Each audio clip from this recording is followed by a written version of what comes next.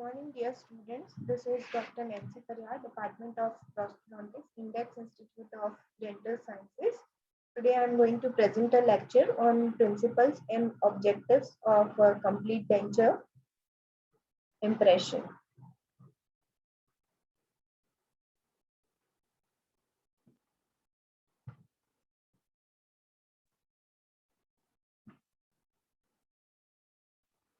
So, to begin with, the beginning of good denture starts with making of a good impression. So, a good impression is a stepping stone. Means, if for a prosthodontist, the key to success is a good impression. So, if we start with a good impression, we end up making a good denture and a good prosthesis.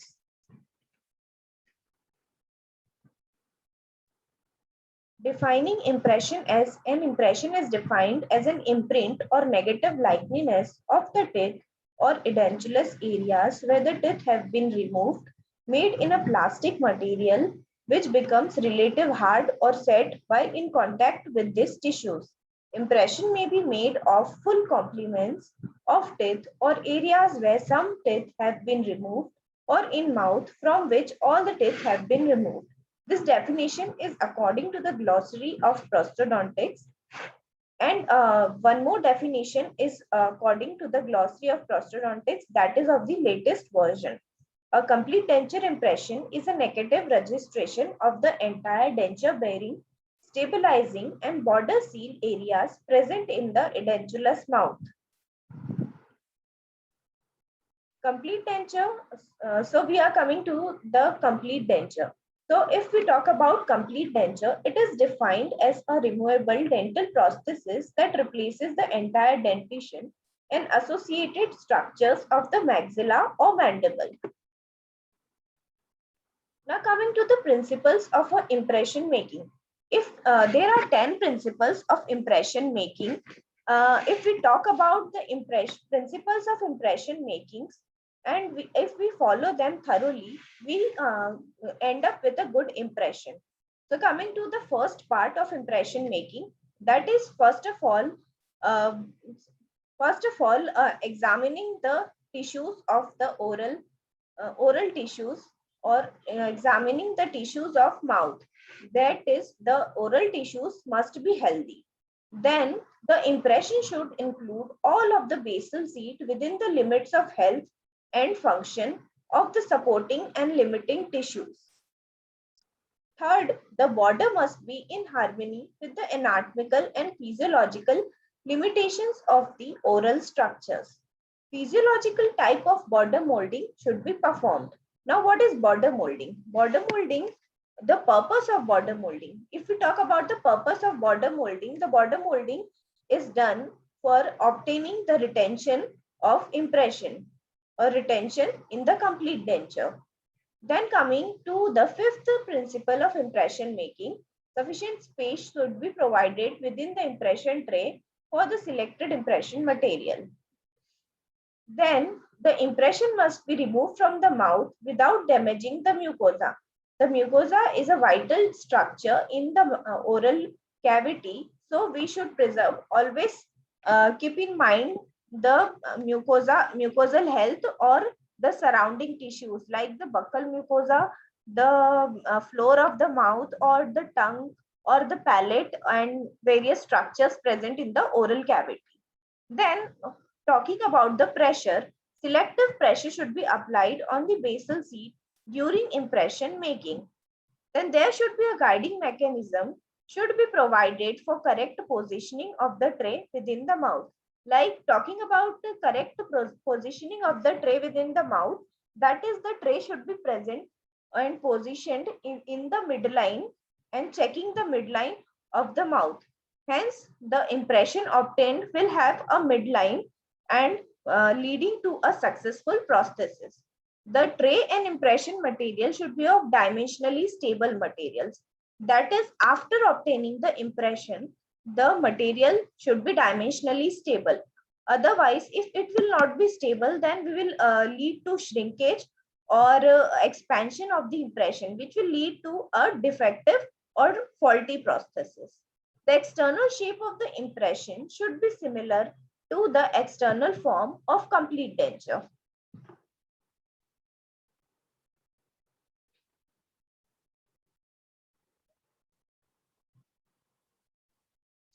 Then coming to the objectives of impression making. Talking about the objectives of impression making, there are 5 types of objectives of impression making, which we'll be studying in detail later in this presentation. Retention, stability, support, aesthetics, and fifth is preservation of remaining structures. Retention, talking about the retention, that is the prosthesis made should be retentive enough to hold the pressures applied in the direction opposite to that of insertion. Talking about the stability, stability should be provided in the horizontal directions, and the support should be present, that is it should not be able to remove when the forces are applied in the vertical direction. Talking about the aesthetics, aesthetics is the key of any prosthesis. If prosthesis made does not have aesthetics, it will not be look good, and here the prosthesis fails. And fifth is preservation of remaining structures. Preservation of remaining structures, as in what is there in good health should be preserved and should not be distorted or should not be damaged. Retention, stability, and support are important for success of any prosthesis, and this leads to psychological comfort and physiological comforts of a dentist or operator, technician, or as well as the patient. So these are the key to success for any prosthetic process or any fabrication of any prosthesis. Retention, stability, and support. Now coming to there are certain biological, physical, and mechanical factors that provide retention, stability, and support, and thereby contribute to the properties of a successful prosthesis. Biological factors, physical factors, and mechanical factors. Now coming to the biological factors, retention, psychological comfort, support, longevity. Retention leads to psychological comfort, which leads to prosthesis success. Talking about stability, it leads to physiological comfort, which leads to for prosthesis success. Talking about support, it leads to longevity, and that ultimately leads to prosthesis success. The recognition, understanding, and incorporation of certain mechanical, biological, and physical factors are necessary to ensure optimal complete denture treatment. These factors are the determinants that promote the properties of retention, stability, and support in the finished prosthesis through their influence on the relationship between the tissue surface of the denture base and the mucosal surface of the edentulous ridges. Now coming to the first part and first objective of impression making, that is called as retention.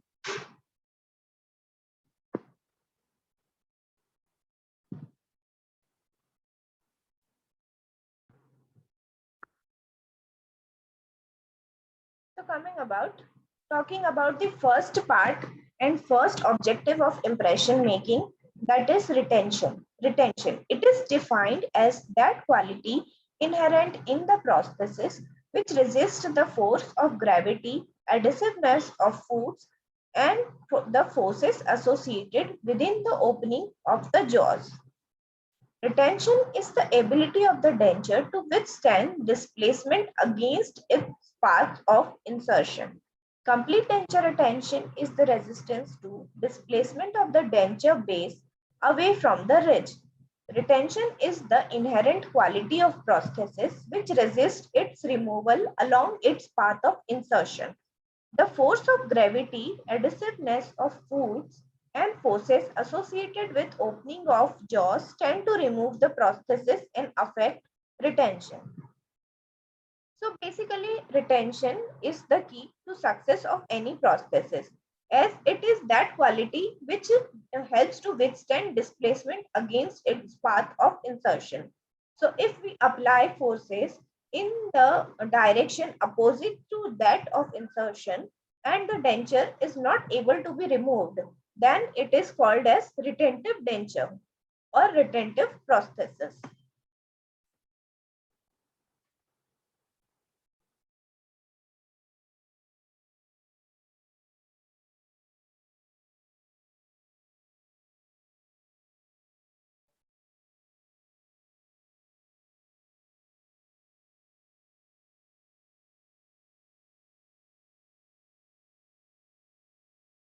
Boucher, there is talking about Boucher, who is a very famous personality in prosthodontics, and we read about his book also, that is Boucher, Designs of Complete Denture. Boucher describes retention as the most spectacular, yet probably the least important of all complete denture objectives. This property may indeed be least important, however, it provides psychological comfort to the patient. That is, if there is psychological comfort to the patient, then the patient will be able to talk in a public area, or if he is a kind of public figure, then he may be psychologically more comfortable with his denture or the prosthesis. If a denture is easily dislodged during speech or eating, the embarrassment experienced can be mentally traumatic. Hence, retention is a very important property in any kind of prosthesis. A retentive denture contributes dramatically to patient acceptance of a finished prosthesis. Whereas Fish was among the first to discuss the determinants of retention and differentiate between the tissue, polished and occlusal surfaces of a complete denture. There are three surfaces of a complete denture, that is tissue surface, polished surface, and occlusal surface of a complete denture. And the Fish was the first to discuss the determinants of retention and differentiate between these three surfaces of complete denture. He emphasized that each of the three surfaces play a role in retention. The proper design of the tissue, polished and occlusal surface of a complete denture permits the dentist to incorporate the mechanical, biologic, and physical factors of denture retention. Talking about polished surface. Now, what is polished surface of the denture? The polished surface of the denture is that which is visible to the other person seeing the person wearing the denture. The polished surface of a completed denture should possess certain contours to maximize the retentive potential of the functioning orofacial musculature. Craddock described the gripping action of the buccinator muscle on the buccal flange of a mandibular complete denture. To maximize the role of a polished surface of complete denture, some authors have recommended that the external base contours and tooth position be functionally determined.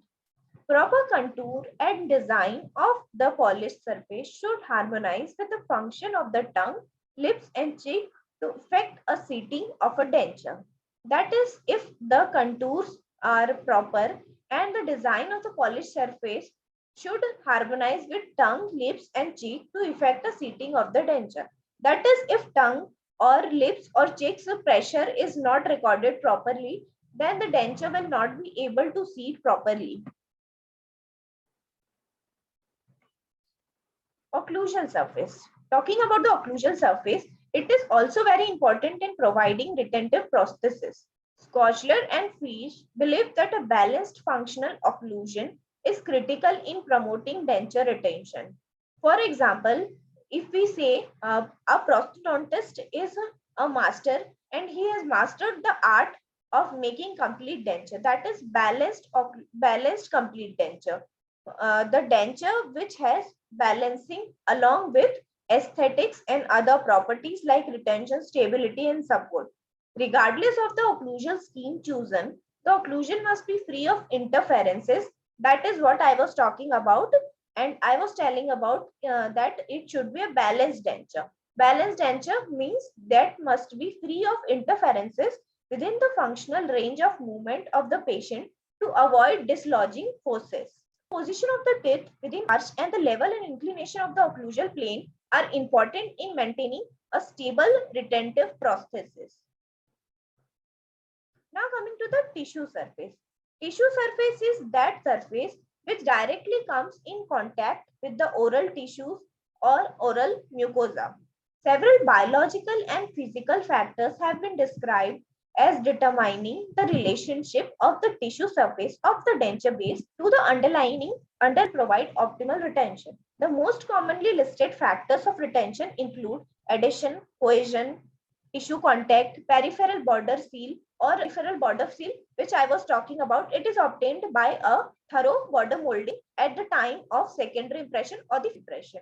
And talking about atmospheric pressure and neuromuscular control. That is, these are the most commonly listed factors of retention, which include adhesion, cohesion, interfacial surface tension, gravity, intimate tissue contact, peripheral border seal, atmospheric pressure, and the neuromuscular control. The factors that affect retention can be classified as anatomic factors, physiological factors, physical factors, mechanical factors, and muscular factors. I repeat, the factors that affect retention can be classified as anatomical factors, physiological factors, physical factors, mechanical factors, and muscular factors. Coming to the first part, that is anatomical factors. There are various anatomical factors which affect retention, that are size of the denture bearing area, and second is the quality of the denture bearing area. Size of the denture bearing area, retention increases with increasing size of the denture bearing area. The size of the maxillary denture bearing area is about 24 centimeters square, and that of the mandible is 14 centimeters square. It means the maxillary denture acquires more denture bearing area, that is 24 centimeters square, and that of mandible is lesser compared to the maxillary denture, that is 14 centimeters square. Hence, maxillary dentures have more retention compared to the mandibular dentures. Now coming to the quality of denture bearing area. The displaceability of the tissues influences the retention of the denture. Tissue displaces during impression making will lead to tissue rebound during denture use, leading to loss of retention.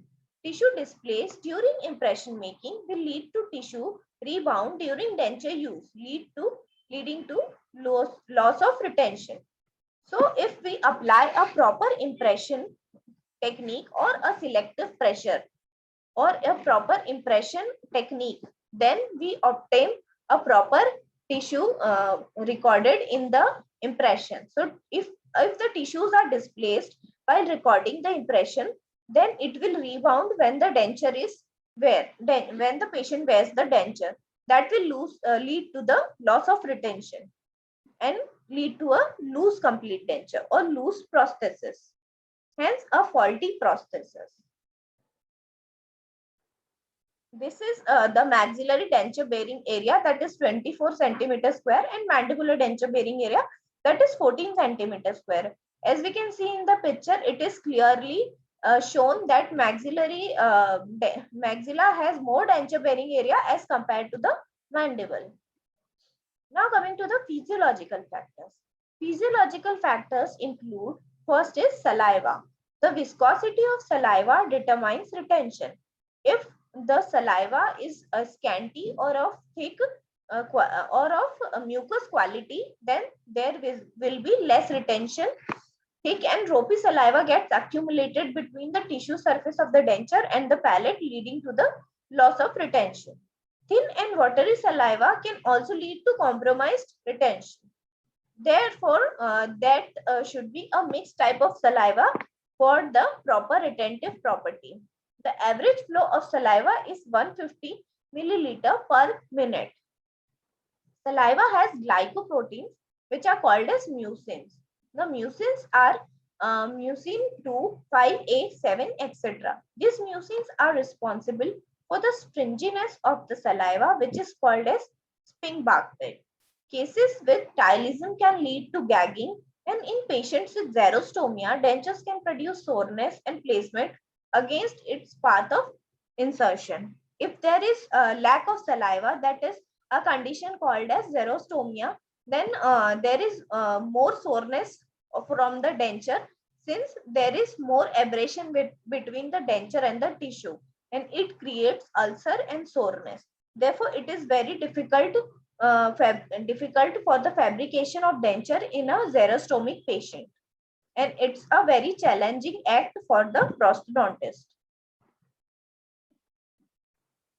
Now coming to the physical factors. According to Hall, the important factors for complete denture retention are adhesion, cohesion, atmospheric pressure, and capillary attraction. Other physical factors affecting retention are gravity, intimate tissue contact, peripheral border seal, and neuromuscular control. Now coming to adhesion. What is adhesion? It is defined as the physical attraction of unlike molecules to one another. The role of saliva is very important for the adhesion. As you can see in the picture, there is saliva, there is denture, and there is tissue. And the saliva is present between residual ridge and the denture, and it produces a adhesive effect which leads to the retention of the denture. Saliva wets the tissue surface of the denture and the mucosa. A thin film of saliva is formed between the denture and the tissue surface. This thin film helps to hold the denture to the mucosa. The amount of adhesion present is proportional to the denture base area.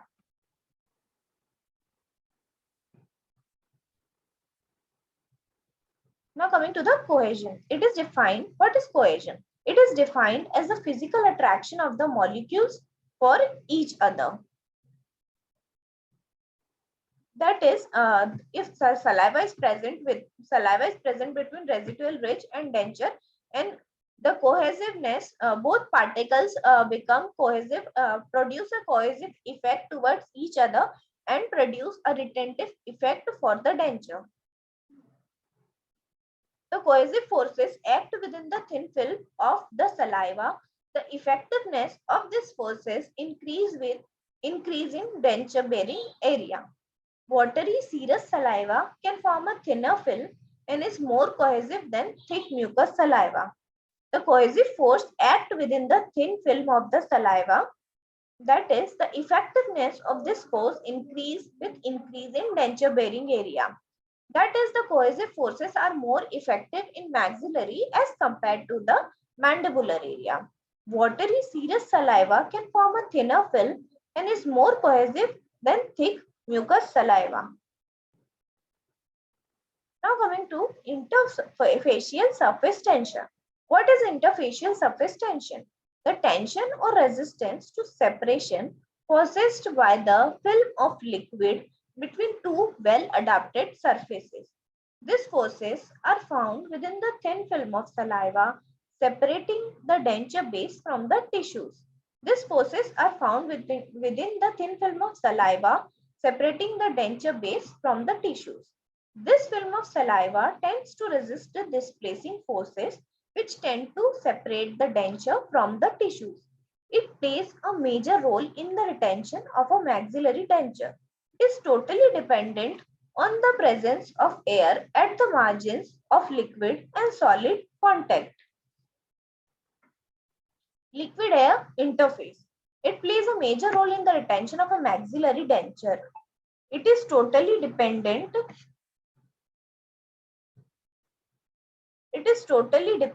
on the presence of air at the margin of liquid and solid contact.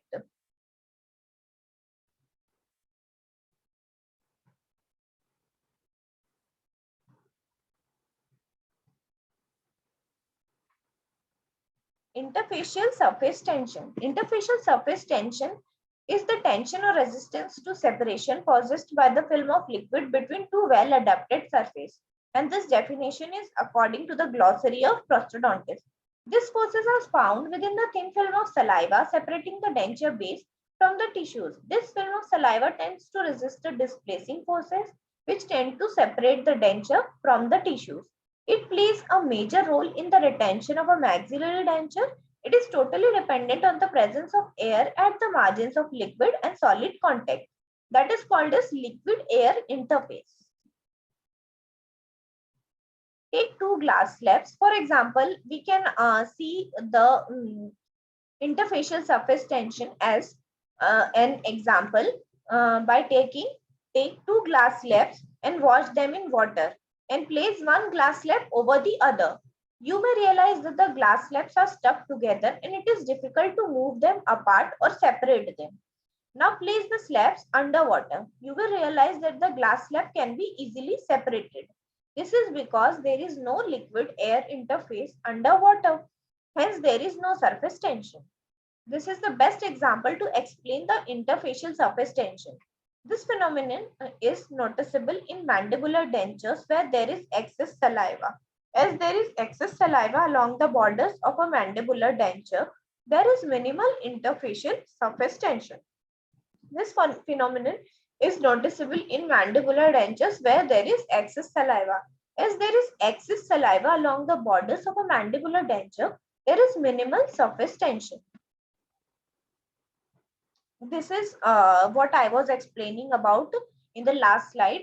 Take two glass slabs and wet them and put them on each other. Then they will be difficult for removing each other, from removing to each other. And if we place both glass slabs in the water, it will be very easily to it will be very easy to separate them because of air liquid surface tension. Same happens in the denture because the air and liquid accumulate between the residual ridge and the denture. Now, according to the Stephen's law, this is a formula where F is equals to interfacial surface tension, K is equals to viscosity of the interposed liquid, that is saliva, R is equals to denture surface area. H equals to the width of the space between the denture base and the mucosa, and V is equals to the velocity of the displacing force. F decreases with the increase in H, increase in R increases the F. F decreases with increase in H, that is F is interfacial surface tension and H is the width of the space between the denture. That is interfacial surface tension increases when the width of the space between the denture base and mucosa increases, and when the increase in R, that is denture surface area, increase in denture surface area increases the interfacial surface tension. And this formula is says F is equals to 3 by 2 into 3.14 into Kr to the power 4 upon H to the power 3 into V. From this law, that is called as Stephen's law, interfacial surface tension can be calculated. Page describes the interfacial surface tension as a phenomenon similar to Wilson's addition by contact. Both of these terms refer to the forces involved in maintaining the attraction of two opposed ground solid plates with an intervening fluid film that resists displacing forces applied at right angles to the fluid film surface. Interfacial surface tension operates by virtue of a thin fluid film between two intimately contacted objects. Interfacial surface tension operates by virtue of a thin fluid film between two intimately contacted objects. Page describes interfacial surface tension as a phenomenon similar to Wilson's addition by contact. Both of these terms refers to the forces involved in maintaining the attraction of two opposed ground solid plates with an intervening fluid film that resists displacing forces applied at right angles to the fluid film surface. Interfacial surface tension operates by the virtue of a thin fluid film between two intimately contacted objects. To obtain maximal interfacial surface tension, saliva should have some properties. That is, the saliva should be thin and even. Perfect adaptation should be present between the tissues and the denture base. The denture base should cover a larger area. Therefore, if we can see that there is more denture base area in the maxilla as compared to the maximal, hence maxillary dentures are more retentive as compared to the mandibular dentures. There should be a good adhesive and cohesive forces which aid to enhance interfacial surface tension.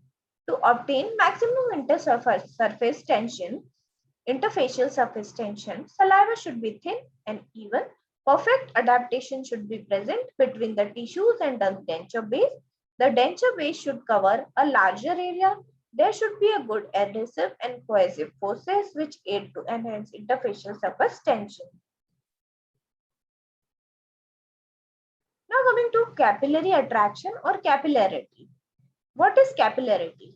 It is defined as the quality or state because of surface tension causes elevation or depression of the surface of a liquid that is in contact with the solid. This is derived from the glossary of prosthodontics. I repeat, it is defined as the quality or state because of surface tension causes elevation or depression of the surface of a liquid that is in contact with a solid. A liquid tends to rise in a capillary tube by maximizing its contact along the walls of the tube at the interface between the liquid and glass. A liquid tends to rise in a capillary tube by maximizing its contacts along the walls of the tube at the interface between the liquid and glass. When there is close adaptation between the denture and the mucosa, the thin film of saliva tends to flow and increase its surface contact, thereby increasing the retention. Factors that aid to improve capillary attraction. There are some factors that aid to improve capillary attraction, that is closeness of adaptation of denture base to soft tissue, greater surface of the denture bearing area, thin film of saliva should be present. I repeat, factors that improve the capillary attraction, closeness of adaptation of denture base to soft tissue, greater surface of the denture bearing area, thin film of saliva should be present. Now coming to the atmospheric pressure. Atmospheric pressure can act to resist dislodging forces applied to dentures if the dentures have an effective seal around their borders. Stentis stated that there is a difference in pressure between the atmosphere and fluid film. Landa stated that the atmospheric pressure aids in retention of the denture. Ohel and Rasso acknowledged that atmospheric pressure acts only if peripheral seal is correctly formed. Snyder showed that reduced atmospheric pressure decreases denture retention. Therefore, the denture retention is inversely proportional to the atmospheric pressure. Atmospheric pressure, if we talk about atmospheric pressure, it is defined as the force per unit area exerted against a surface by the weight of the air above the surface.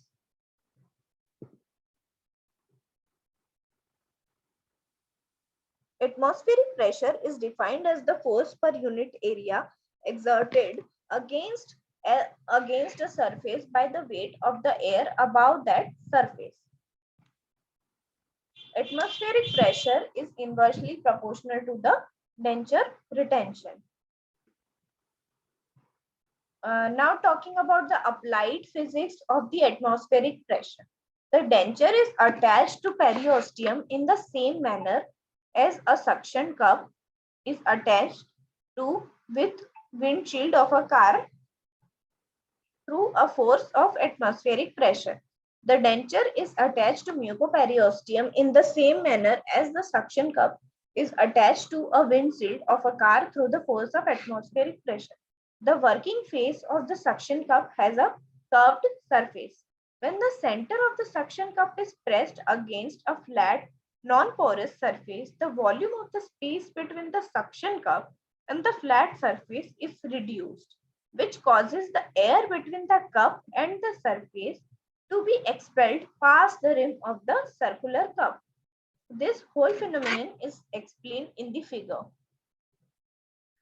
Once the air is forced out, a partial vacuum is formed. Since atmospheric pressure will always try to equalize itself, air naturally tries to fill in any missing gaps.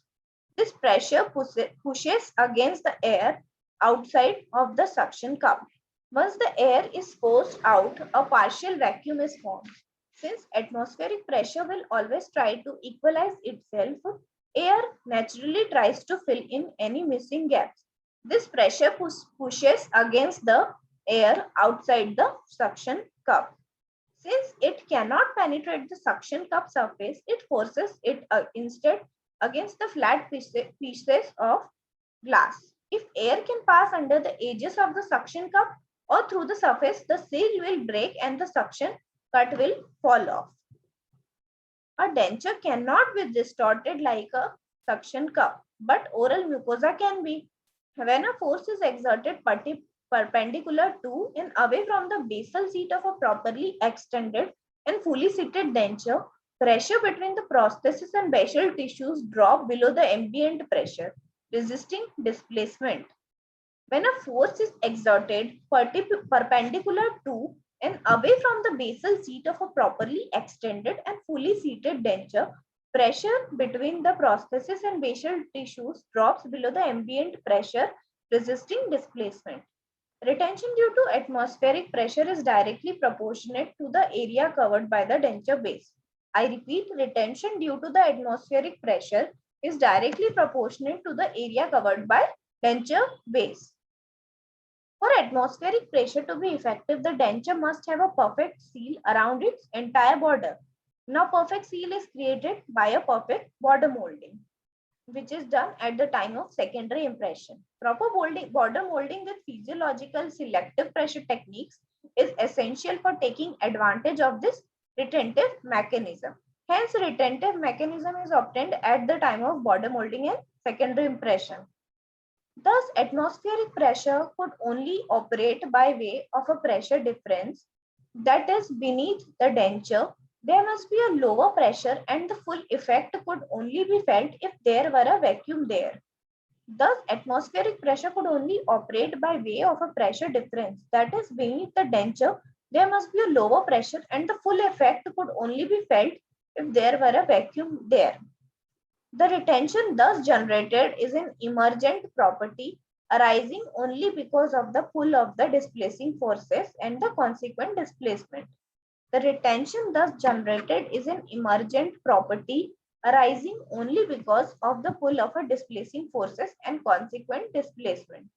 Thus, atmospheric pressure is called emergency retentive force or temporary restraining force, which is calculated as 14.7 lb per square inch. This means that the retentive force supplied by the atmospheric pressure is directly proportional to the area covered by the denture base. This means that the retentive force supplied by the atmospheric pressure is directly proportional to the area covered by the denture base. Factors that have enhancing effect of atmospheric pressure: good peripheral seal, perfect fit of denture, maximal coverage of basal seat, balanced occlusion, shape of polished surface. There are some factors which enhance effect of atmospheric pressures. That is good peripheral seal, perfect fit of denture, maximum coverage of basal seat, balanced occlusion, and shape of polished surface. Now coming to intimate tissue contact and border seal. Peripheral seal is the area of contact between the peripheral borders of the denture and the resilient limiting structures. This peripheral seal prevents air entry between the denture base and the soft tissue. Peripheral seal is the area of contact between the peripheral borders of the denture and the resilient limiting structures. This peripheral seal prevents air entry between the denture surface and the soft tissue. Hence, a low pressure is maintained within the space between the denture and the soft tissue. To achieve good peripheral seal, the denture border should rest on soft and resilient tissues. Such tissues allow the movement of the mucosa along with the denture base during function, thus constantly maintaining peripheral seal. The impression technique will determine the degree of intimate tissue contact obtained with the tissues at rest and during function. The impression technique will determine the degree of intimate tissue contact obtained within the tissues at the rest and during function.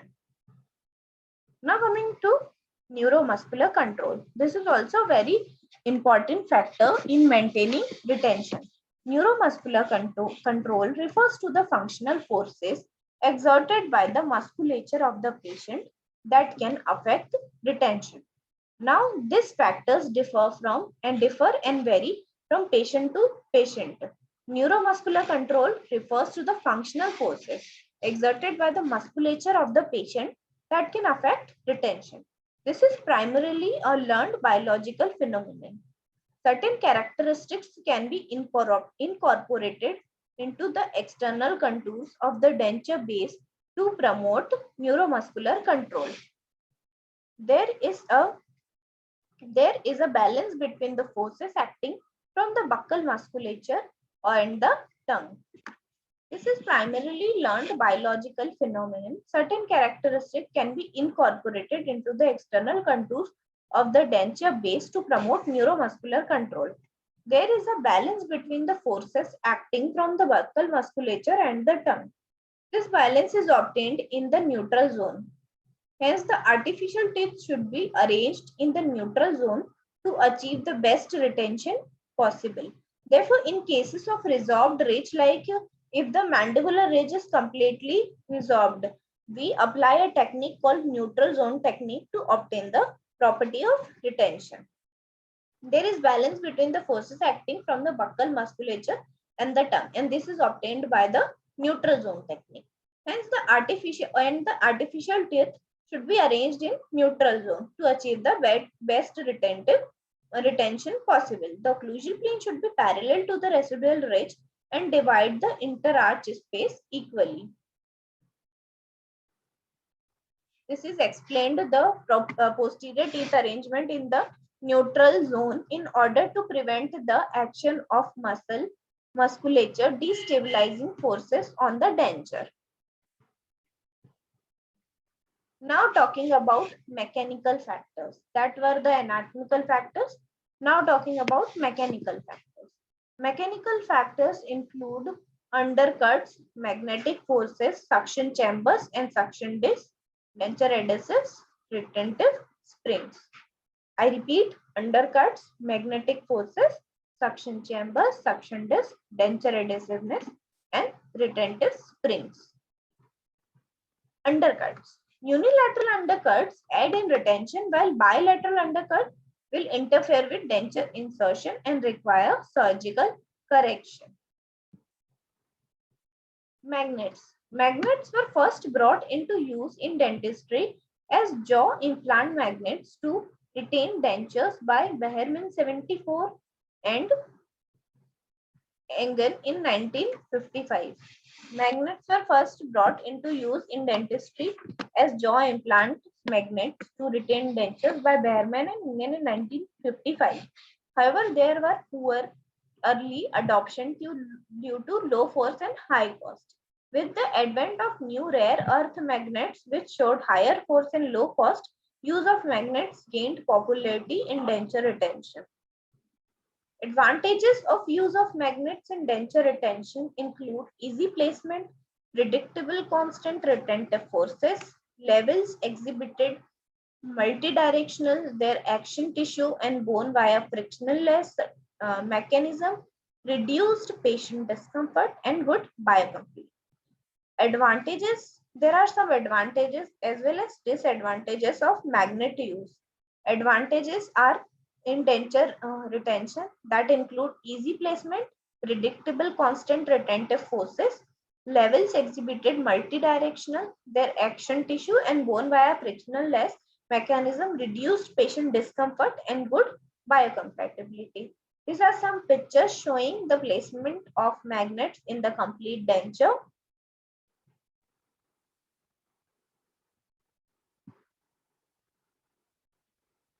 Now coming to physical properties of magnet.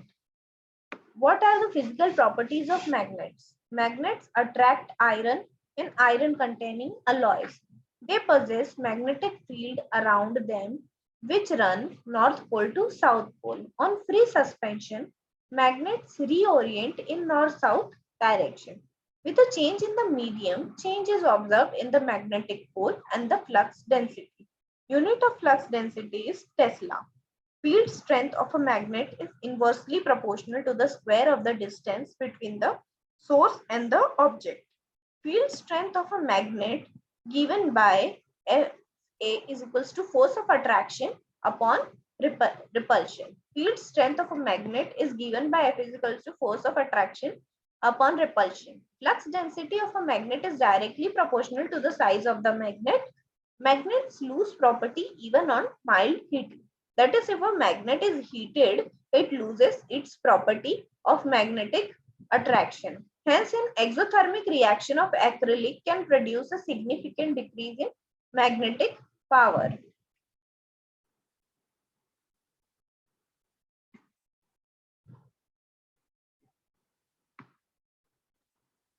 Types of magnet systems.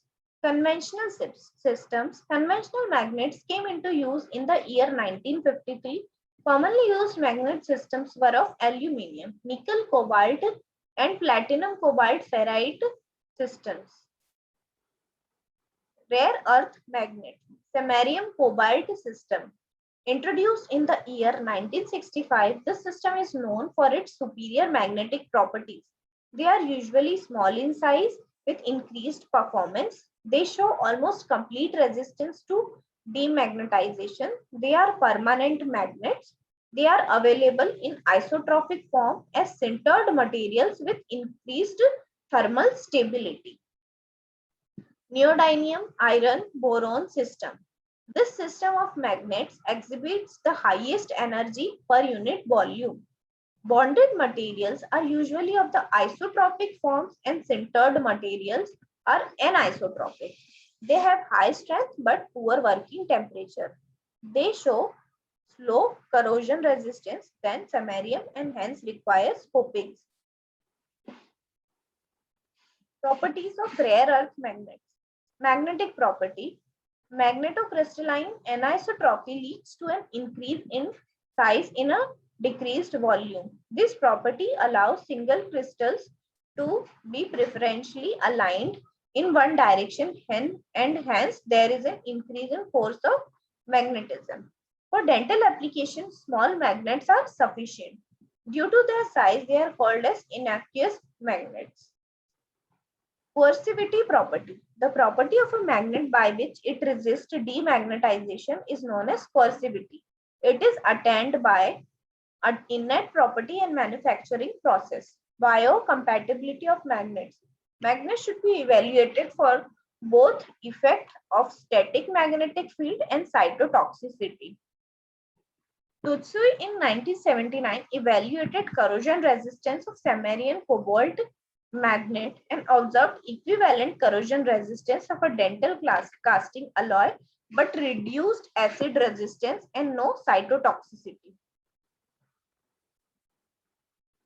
Weidemann and Mueller in the year 1985 put forth the need for surface coating based on corrosion studies and electrochemical properties. Kishu et al. In 1992 observed NdFeB magnets to have a higher corrosion than SeCo, selenium cobalt, and hence suggested coating of all dental magnets. Drago in 1991 noticed that edges of all magnetic implants showed positive signs of corrosion, predisposing to a reduced lifespan of magnets.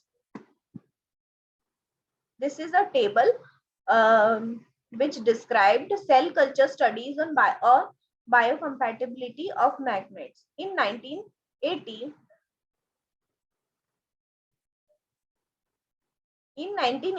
S. Formis observed that no effect on leukocyte and red fibroblast growth rate when subjected to 50 millitesla of force with the selenium cobalt magnet. In 1989, Sandler observed that no cytotoxicity of NdFeB magnets on human fibroblasts. And in 1991, Stephelon observed that increased candidal growth and proliferation under magnetic field.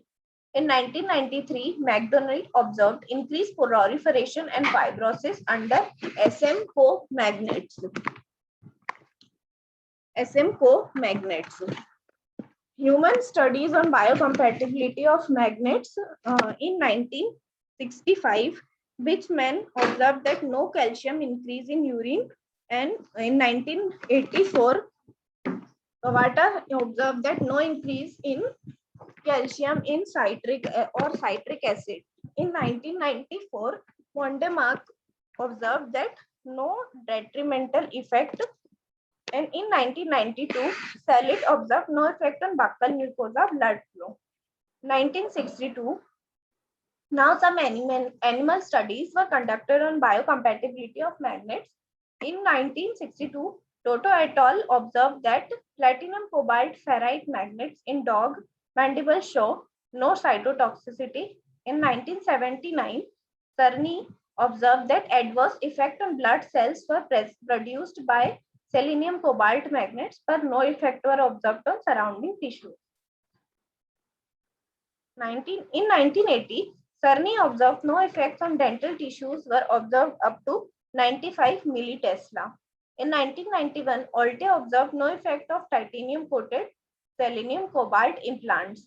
In 1997, Derendelier observed increased bone growth and cellular proliferation under static dynamic magnetic field in guinea pig, increased osteogenesis and tooth movement. In 1984, Bruce observed stronger callus in between fractured bone units under magnetic field. In 1991, Links Koch observed increased bone resorption and deepithelialization. Talking about suction chambers and suction disc. In the past, suction chambers in the maxillary dentures were used to aid in retention. The suction chambers create an area of negative pressure which increases retention. They were avoided now due to their potency for created palatal hyperplasia. I myself have treated a patient with palatal hyperplasia which was caused due to the suction chamber present or suction disc present in the maxillary denture. Therefore, nowadays it is not preferred, but it is a type of magnetic aid or a mechanical factor which aid in retention. Denture adhesives. Denture adhesives were first used in the late 18th century. Till the early 19th century, dental adhesives were used only for the following situation: to hold base plates while recording jaw relations, in imitate denture construction until a well-fitting denture is fabricated, when the dentist is incompetent or incapable of making a tight-fitting denture. However, presently statistical data shows an increase in the use of denture adhesives. It helps in initial retention of the denture, increasing the psychological comfort of the patient. Denture adhesives were first used in 18th century. Till the 19th century, denture adhesives are used only for the following situation, like to hold the record base while recording jaw relations, and in cases of immediate denture placement when there until the perfect fitting denture is fabricated. However, presently statistical data shows an increase in the use of denture adhesives. It helps in initial retention of the denture, increasing the psychological comfort of the patient. Available forms. Now the denture adhesives are available in various forms. It is available as soluble and insoluble powders, gel, paste, or soluble and insoluble wafers. According to the American Dental Association, a denture adhesive should have the following characters. Product composition should be supplied, should not affect the integrity of the denture, biologically acceptable, effective function as adherent. According to American Dental Association, there are some characteristics which should be present in the denture adhesive. Product composition should be supplied, should not affect the integrity of the denture, and should be biologically acceptable, effective function as adherent. Coming to the ingredients of denture adhesives, their basic ingredients include carbonyl methyl cellulose, Caraya vinyl methyl ether, malic compounds, polyethylene oxide polymers, coloring agents, that is red dye, flavoring agents, that is menthol or peppermint, weighting agents, that is sodium borate, methyl paraffin, polyparaffin. And there are some plasticizers. They are added to improve the handling properties of the material. Example, polyethylene, mineral oil or petroleum. Dispersion agents, they are used to prevent powders from clumping. Dispersing agents include magnesium oxide, sodium phosphate, calcium stearate, calcium silicate, calcium dioxide. Availability. The material is available in both powder and cream forms. Powder forms are not long lasting, but they have the following advantage. Easier to clean out, not messy to work with, used in smaller quantities. Initial hold of dentures is sooner, but shorter in powder, whereas creams retain their effect longer. The amount of material required for efficient retention of a denture is around 0.5 to 1.5 gram. The amount of material required for efficient retention of a denture is around 0.5 to 1.5 gram. Water absorption. The adhesive tends to swell from 50 to 150% by volume in the presence of water.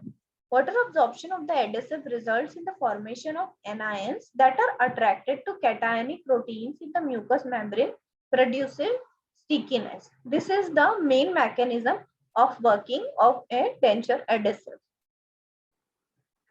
Indications. Now the denture adhesives are indicated in certain conditions. They are indicated for both well-fitting and moderately ill-fitting dentures to improve retention and stability of the dentures that are poorly retained or unstable, to improve stability of a denture for a new or inexperienced patient, to stabilize trial bases during fabrication and insertion of the trial denture, for handicapped patient, for patients with xerostomia, geriatric patients with poor muscle tone, such as those with Parkinsonism disease. Basically, denture adhesives are used to improve retention and stability of the denture, which are poorly retained or unstable, to improve stability of a denture for a new or unexperienced patient, to stabilize the trial basis during fabrication or insertion of the trial denture. Example, at the time of jaw relation recording. For in handicapped patients or patients with xerostomia, in which there is lack of saliva, hence lack of retention. Patients with poor muscle tone, that is patients with neuromuscular disorders like Parkinsonism disease. Contraindications. Contraindications of a denture adhesive. A denture adhesive should not be used for patients with ill-fitting dentures or by patients who tend to overuse denture adhesives. That is in the patients who are addicted to the use of denture adhesives. It should not be used by patients who have medication induced xerostomia, because the adhesives require ample saliva to provide retention. That is, if the patient is suffering from xerostomia, denture adhesive is of no use in that kind of patient. It should not be used for patients with worn out dentures. It should not be used as a substitute to a reliner or tissue conditioner. It should be used for patients with physical inability to clean dentures. It should not be used in patients with temporary or immediate dentures where infection could form inadequate hygiene or adherence to cation of the material. It should not be used in patients with temporary or immediate dentures where infection or any disease could from inadequate hygiene or adherence to cation of the material. It should not be used in patients allergic to components of adhesive. Example, karaya, a vegetable additive, is known to cause allergy in some patients. Therefore, it should be tested on oral mucosa once before it is given to the patient for further use on the denture. What are the advantage of denture adhesives? It reduces likelihood of irritation in case of a new denture, increases retention and stability initially during chewing, speaking, and swallowing, increases the masticatory efficiency, provides psychological benefits of wearing a secure denture, reduces vertical and horizontal movement of the denture, provides a cushioning effect to the denture, enhances denture service. It can be used as a vehicle to apply medications on oral mucosa along with the denture. Improve the adhesion and cohesion of the denture bearing surface. What are the advantage of denture adhesive? As I told you, I repeat, reduce likelihood of irritation in case of a new denture, increases retention and stability initially during chewing, speaking and swallowing, so that the patient get used to the denture and is feasible for him to use it further. Increases the masticatory efficiency, provides a psychological benefit of wearing a secure denture, reduces vertical and horizontal movement of the denture, provides a cushioning effect on the denture, enhances denture service. It can be used as a vehicle to apply medications on oral mucosa along with the denture. Improves the adhesion and cohesion of the denture bearing surface. What are the disadvantages of a denture adhesive? Insoluble adhesives like denture pads, synthetic vapors can cause tissue destruction. It is generally recommended to use soluble denture adhesives. Denture adhesives are believed to support bacterial growth that can lead to oral pathosis. Failure of denture adhesives is usually due to illiteracy of the patient and improper or overuse of denture adhesives along with improper oral hygiene. Denture adhesives are also of use only when the patient is able to use it properly and use the denture adhesive in proper amount and in a proper technique explained by the dentist.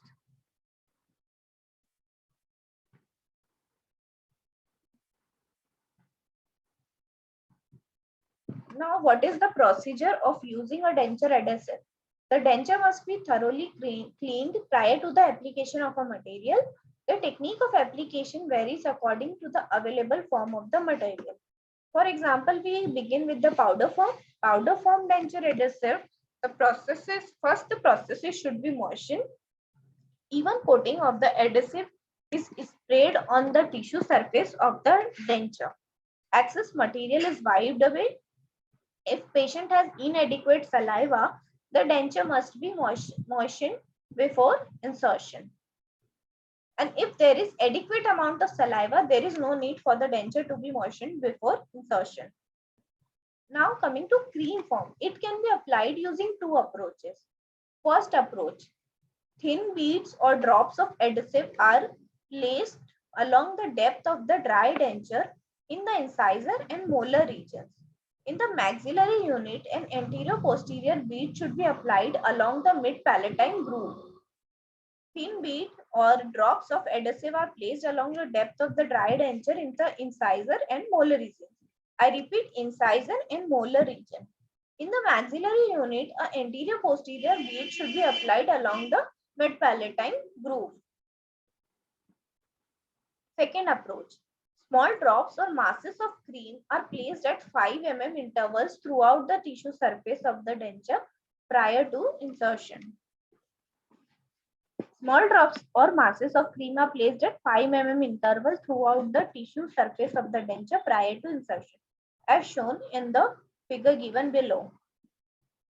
Instructions. The patient should be advised to clean the residual adhesive on the surface of the denture every day so that the hygiene of the denture is maintained and its service can be longevity can be increased.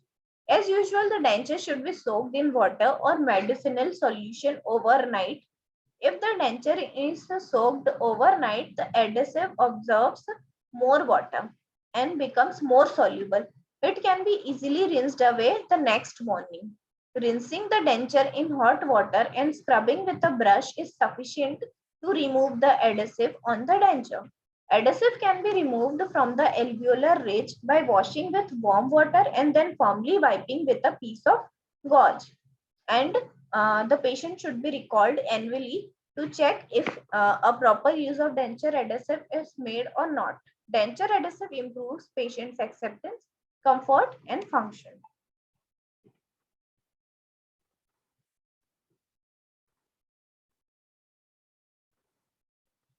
Anatomical influences on maxillary denture retention. Considerations unique to the maxillary complete denture include the incorporation of a posterior palatal seal to complete the border seal. Maxillary complete denture has some anatomical influences, that is, they include the incorporation of a PPS, which is called as posterior palatal seal to complete the border seal. The posterior palatal seal maintains tissue contact during base movement or soft palate function and compensates for processing changes. This critical area extends between the hamular notches along the flexural line of the soft palate. The posterior palatal seal of the denture must extend horizontally beyond the supportive hard palate to include the muscular aponeurosis of the soft palate. The posterior palatal seal of the denture must extend horizontally beyond the supportive hard palate to include the muscular aponeurosis of the soft palate. This area is not susceptible to pressure atrophy and therefore allows moderate tissue displacement to maintain the thin fluid film. Consideration unique to the maxillary complete denture includes the incorporation of a posterior palatal seal to complete the border seal. The posterior palatal seal maintains tissue contact during base movement or soft palate function and compensates for processing changes. This critical area extends between the hamular notches along the flexural line of the soft palate. The posterior palatal seal of the denture must extend horizontally beyond the supportive hard palate to include the muscular aponeurosis of the soft palate. This area is not susceptible to pressure atrophy and therefore allows moderate tissue displacement to maintain the thin fluid film. A region that often causes problem in maintaining border seal is the buccal space or retrozygomatic space. This varies in size and shape but must be filled to avoid ingress of air within the denture base. Care should be taken to fill the entire buccal space during border molding and subsequent impression making as limited by the normal functional range of movement of the coronoid process. I repeat, care should be taken to fill the entire buccal space during border molding and subsequent impression making as limited by the normal functional range of movement of the coronoid process. The remaining border of the maxillary denture benefits from the draping effect of the lips and cheek and is not usually a problem in maintaining border seal if overextension is avoided. Anatomical influences. There are also some anatomical influences on mandibular denture retention. The mandibular denture generally presents the major problem with regard to retention. Reasons for this include a movable floor of the mouth, which causes difficulty in establishing a lingual border seal and lack of ideal ridge height and conformation, which minimizes denture stability. As we all know, there is a most vital structure in the mandibular region, that is tongue, and it is highly movable. And if its movements are not recorded properly while impression makings, it will lead to the poor retention and poor denture stability. Intimate tissue contact of the mandibular denture can be achieved through sound impression procedures. The elimination of dislodging forces by accurate border molding that prevents overextension can also be accomplished. The border seal of the entire facial flange of the denture depends on accurate border molding and is enhanced by the draping effect of the lips and cheek. The mandibular denture generally represents the major problem with regard to retention. Reasons for this include a movable floor of mouth, which causes difficulty in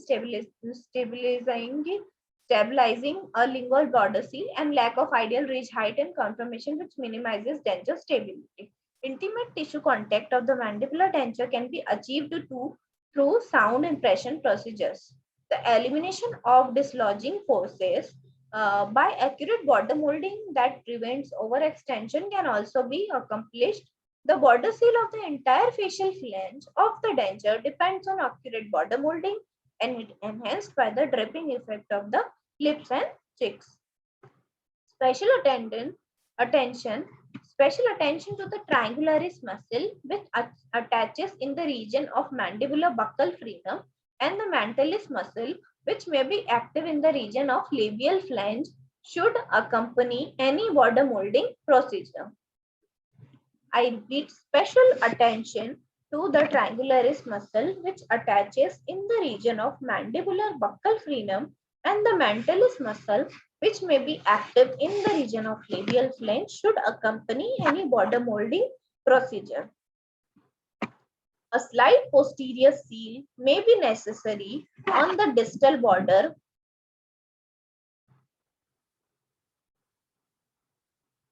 A slight posterior seal may be necessary on the distal border of the mandibular denture at the point where the cheek no longer provides contact along the denture border.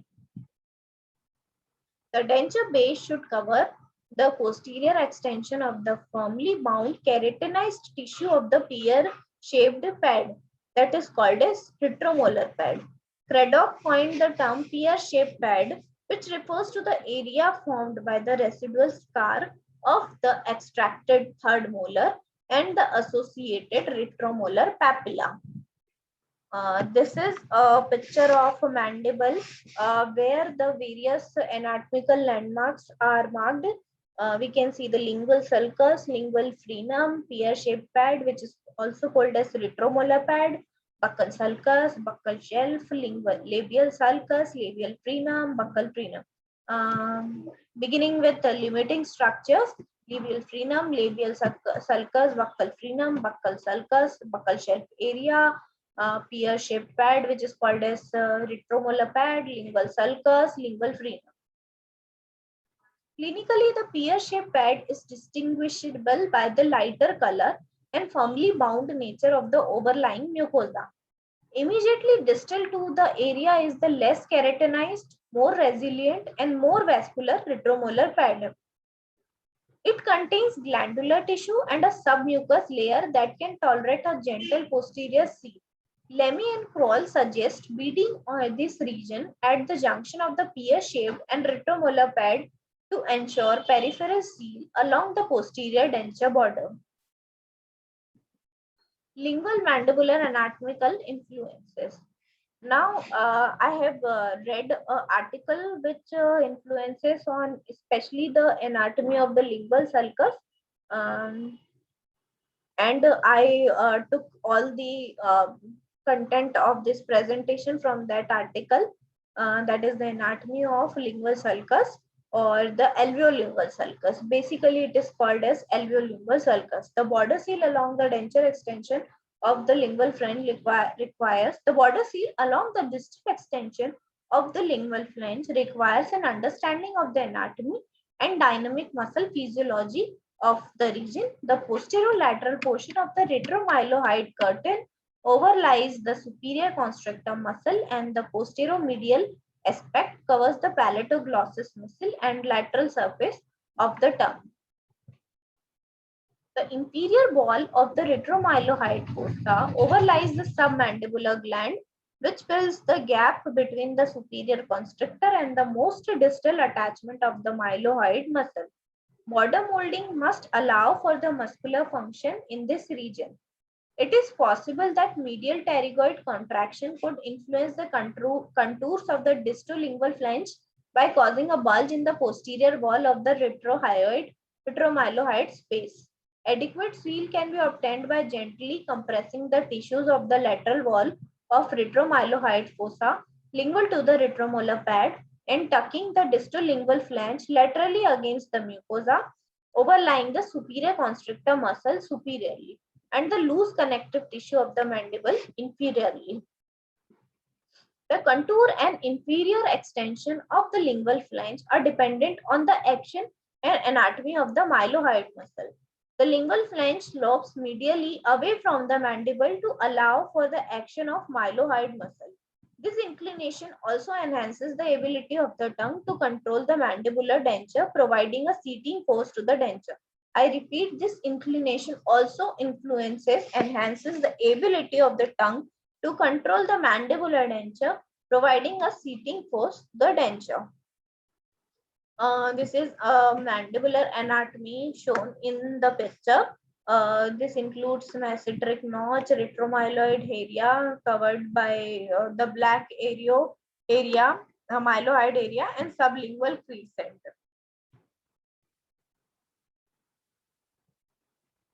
The tongue often occupies the entire space superior to the floor of the mouth at rest.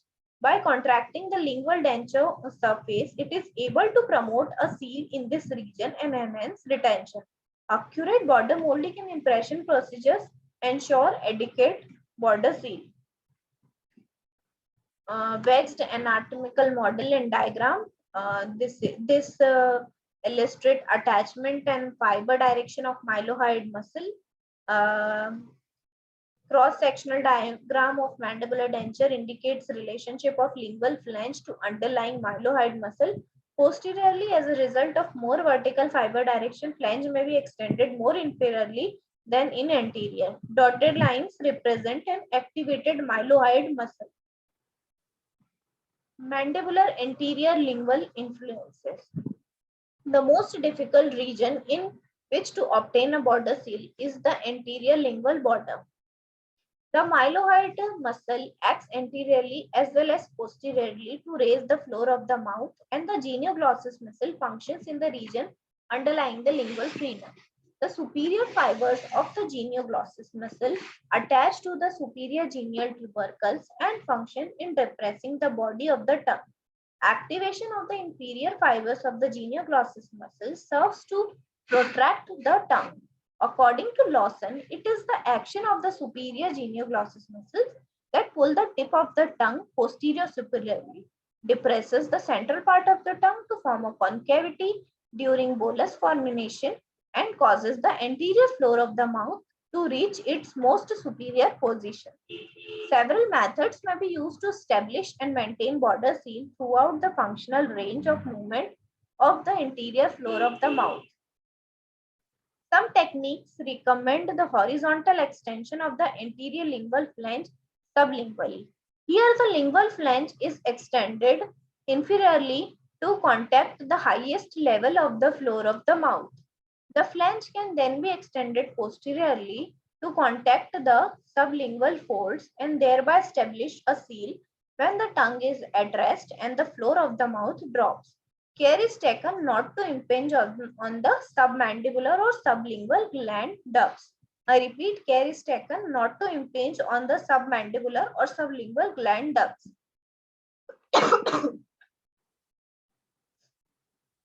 Sorry. Another technique involves a similar method of border molding to determine the inferior extension of the flange. However, a slight displacement of the mucosa anteriorly can be tolerated and provides a seal when the muscular floor of the mouth is at rest. This is accomplished by adding a slight additional amount of softened border molding material to the inner surface of the previously molded anterior lingual area and reseating the custom tray. Again, the tongue at rest aids in maintaining the border seal by contacting the polished lingual flange as well as the mandibular anterior teeth. Other factors that affect retention. Configuration of the hard palate. Patients with high palatal vaults have a narrow and steep posterior palatal seal, which can compromise retention. Polymerization shrinkage. Acrylic resin manufactured through fluid wax technique have lesser volumetric shrinkage and better retention. Denture base thickness. Thick and heavy maxillary dentures have poor retention.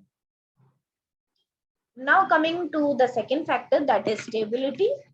Stability is defined as the quality of a denture to be firm, steady, or constant to resist displacement by functional stresses and not to be subject to change of position when forces are applied.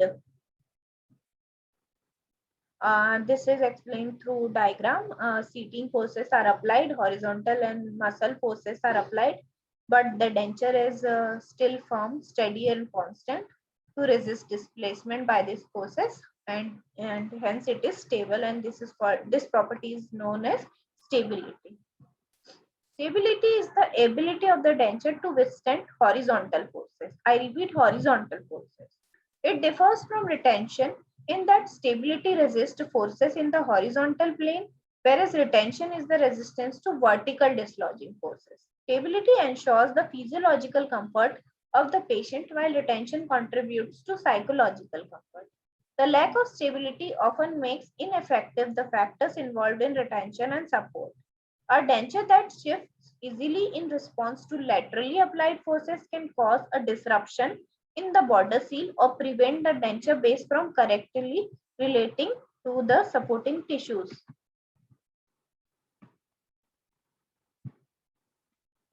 Factors affecting stability are vertical height of the residual ridge, quality of soft tissues covering the ridge, quality of the impression, occlusal rims, arrangement of teeth, contour of polished surface. Beginning with the first factor, vertical height of residual ridge. The residual ridge should have sufficient vertical height to obtain good stability. Highly resolved ridge offer the least stability. The residual ridge should have sufficient vertical height to obtain good stability. Highly resolved ridge offer the least stability. That is, stability is highly deferred and compromised in cases of resolved ridges. Residual ridge anatomy. The development of stability is limited. The development of stability is limited by the anatomic variations of the patient that determine the residual ridge height and conformation. A large, square, broad ridges offer a great resistance to lateral forces than do small, narrow, tapered ridges. Small, rounded irregularities of the residual ridge also contribute favorably to stability. The development of stability is limited by the anatomic variations of the patient that determine the residual ridge height and conformation. Large, square, broad ridges offer a great resistance to lateral forces than do small, narrow, tapered ridges. Small, rounded irregularities of this residual ridge also contribute favorably to stability. Therefore, alveoloplasty at the same time as extraction should be limited only to removal of bone that would prevent fabrication of a successful prosthesis. For example, shafts, spicules, severe undercuts, and insufficient interarch distance. Removal of all irregularities to create a smooth, even ridge would diminish potential stability. I repeat, alveoplasty at the same time as extraction should be limited only to removal of the bone that would prevent fabrication of a successful prosthesis. For example, sharps, spicules, severe undercuts, and insufficient interarch distance. Removal of all irregularities to create a smooth, even ridge would diminish potential stability. This is the various type of ridges. First one is tapered, second one is round, and third one is square ridge diagrammatically in cross section. Potential for denture stability increases as the residual ridge become more square shaped. That is tapered ridges offer a less stability. Another factor to be considered in stability is the arch form. Square or tapered arches tend to resist rotation of the prosthesis better than the ovoid arch. I repeat, square or tapered arches tend to resist rotation of the prosthesis better than ovoid arches. These are the shapes of the arch form. First one is square, second one is tapering, and third one is ovoid. The shape of the palatal vault contributes to stability in as limited by the length and angulation of the palatal ridge slopes. A steep palatal vault may enhance stability by providing greater surface area of contact and long inclines approaching a right angle to the direction of force. I repeat, a steep palatal vault may enhance stability by providing greater surface area of contact and long inclines approaching a right angle to the direction of force. Now coming to second factor, that is quality of the soft tissue covering the ridge. The ridge should provide a firm soft tissue base with adequate submucosa to offer good stability. Flabby tissues with excessive submucosa offer poor stability. Friedman describes the contacting of the labial and buccal flanges with the labial and buccal ridge slopes as critical factors contributing to stability. The ridge should provide a firm, soft tissue base with adequate submucosa to offer good stability.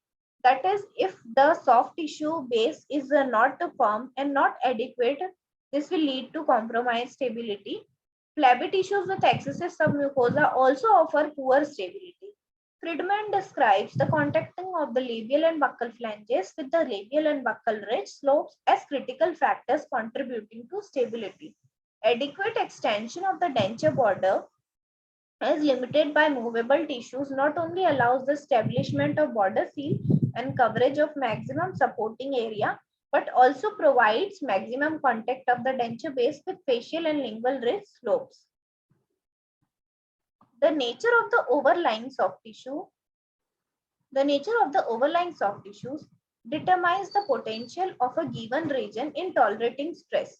While the tissues of the maxillary palatal inclines are ideally designed to resist the forces of the denture base, the maxillary, facial, and mandibular lingual inclines may be less effective due to the thin alveolar mucosal covering. Optimal denture stability requires that those tissues that provide resistance to horizontal forces be properly recorded and related to the denture base. Boucher notes that the stability is obtained by incorporating the surfaces of the denture, incorporating the maxillary and mandibular ridges which are at right angle to the occlusal plane. He further states that the stability requires maximum use of whole bony foundations where the tissues are firmly and closely attached to bone. Boucher in his book also stated that stability is obtained by incorporating the surface of the maxillary and mandibular ridges which are at right angle to the occlusal plane. He further states that stability requires maximum use of all bony foundation where the tissues are firmly and closely attached to the bone.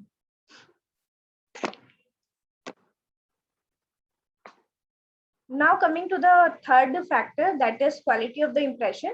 An impression should be as accurate as possible. The impression should be smooth and duplicate all the details accurately. It should be devoid of voids and any rough surfaces. The impression should not warp on removal. The impression should be dimensionally stable and the cast should be poured as soon as possible. Quality of impression includes it should be accurate and accurate as possible. The impression the impression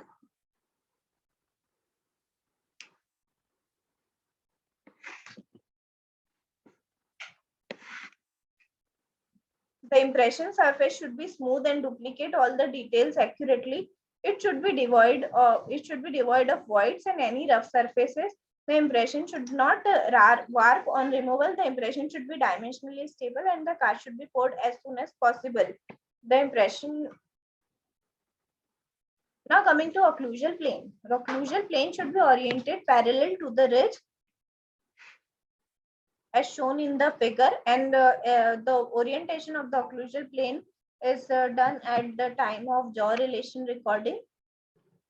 If the occlusal plane is inclined, then the sliding forces may act on the denture, reduce its stability. The occlusal plane should divide the interarch equally. If the occlusal plane is inclined, then the sliding forces may act on the denture, reduce its stability. The occlusal plane should divide the interarch space equally. Anterior and posterior teeth should be arranged as close as possible to the position once occupied by the natural teeth, with only slight modifications made to improve leverages and aesthetics. The superior inferior position of the occlusal plane is also a factor to be recognized. A mandibular occlusal plane is too high. A mandibular occlusal plane is too high, that is too high can result in reduced stability. First, lateral tilting forces directed against the teeth are magnified as the plane is raised. Second, the mandibular denture needs to be controlled by the musculature of the tongue, lips, and cheek. The superior Inferior position of the occlusal plane is also a factor to be recognized. A mandibular occlusal plane which is too high can result in reduced stability. First, lateral tilting forces directed against the teeth are magnified as the plane is raised. Second, the mandibular denture needs to be controlled by the musculature of the tongue, lips, and cheeks. An elevated occlusal plane prevents the tongue from reaching over the foot table into the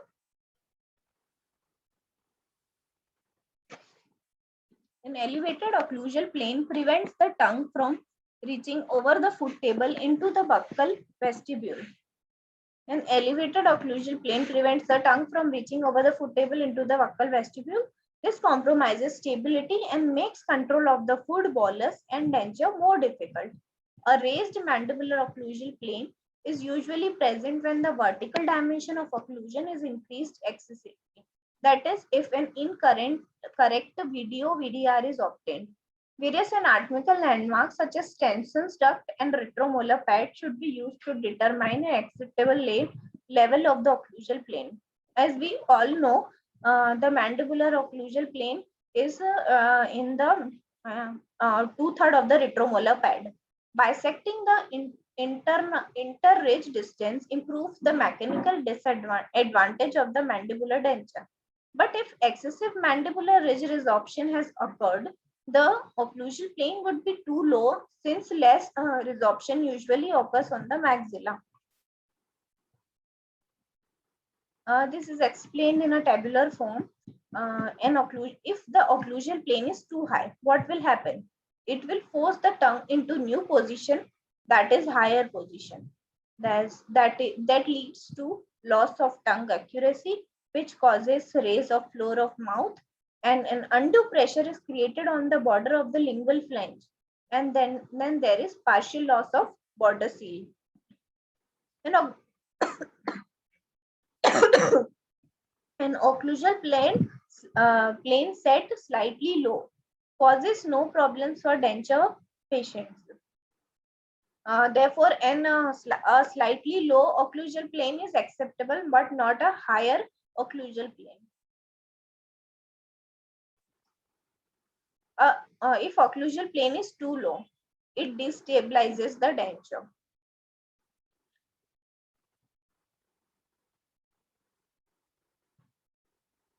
This is the position of the retromolar pad, as you can see, and then occlusal plane is decided by the position of the retromolar pad.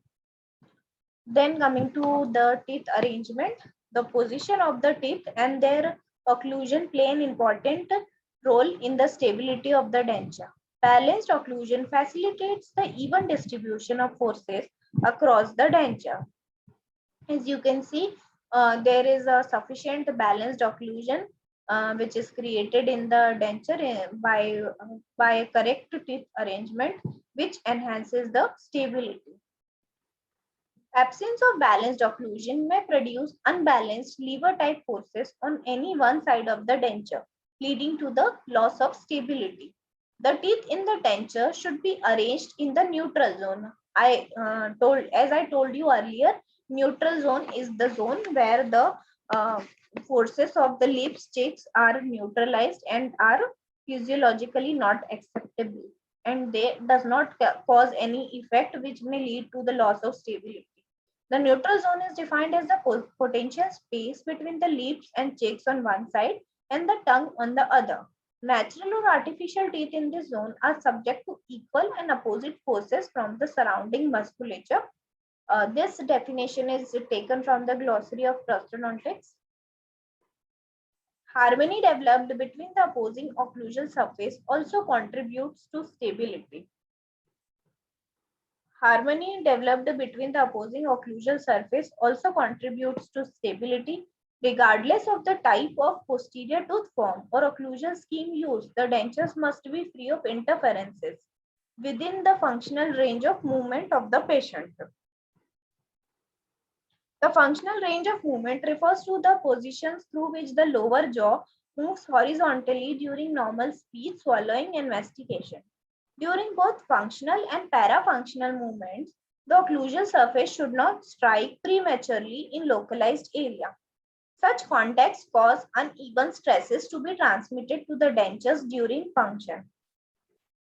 During both functional and parafunctional movements, the occlusal surface should not strike prematurely in localized area.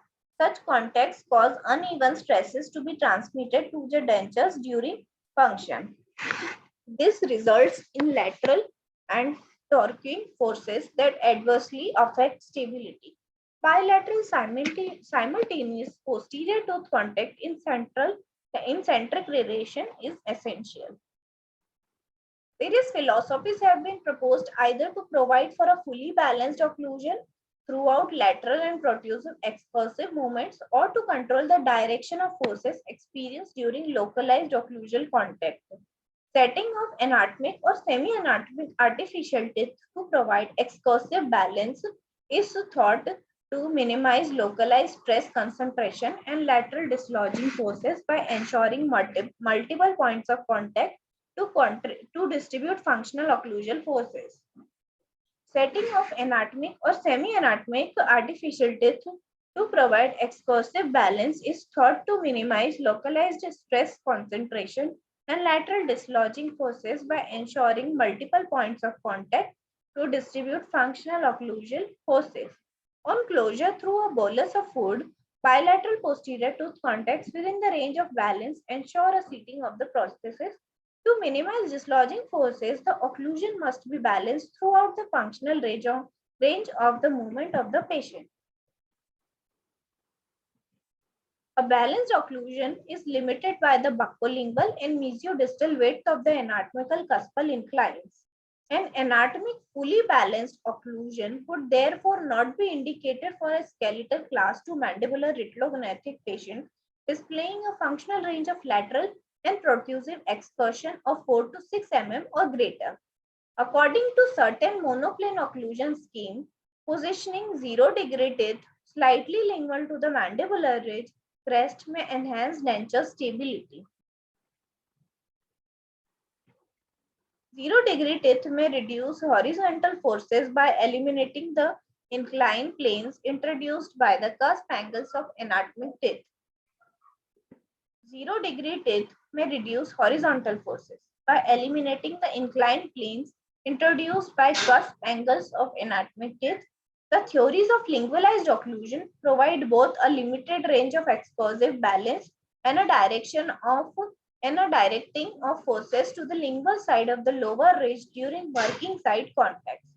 Such concepts may minimize horizontal stress and enhance denture stability by controlling the leverages induced by eccentric tooth contact.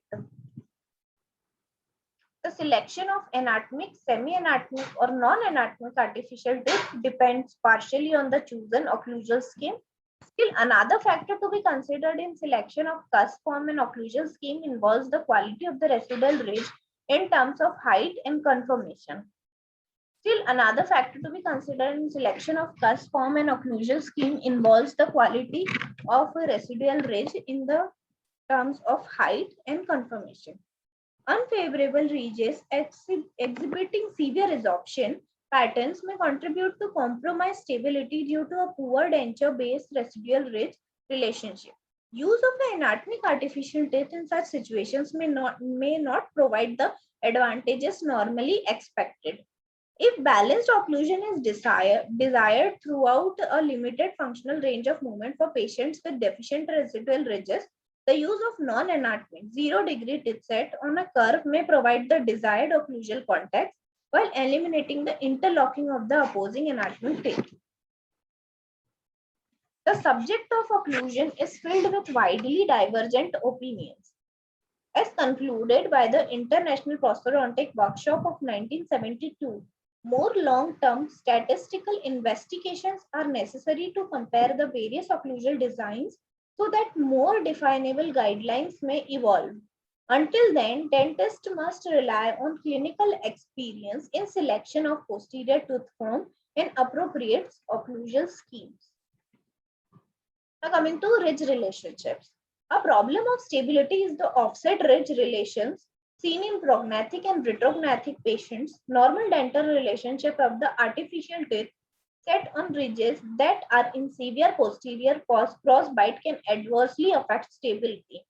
In complete dentures, the normal tooth-to-tooth position may have to be altered to provide a relationship that can enhance the stability. Winberg recognizes the need to set teeth in crossbite when the ridges are in a severe crossbite relation. It happens only when the natural teeth position of the patient were in crossbite. We can set the teeth in crossbite.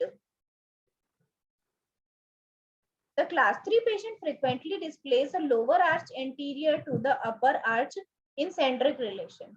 Sufficient mandibular posterior occlusion must be developed so that contact against the maxillary denture extend posteriorly more than half of the distance from the incisive papilla to the hamular notch. Without this contact, the maxillary denture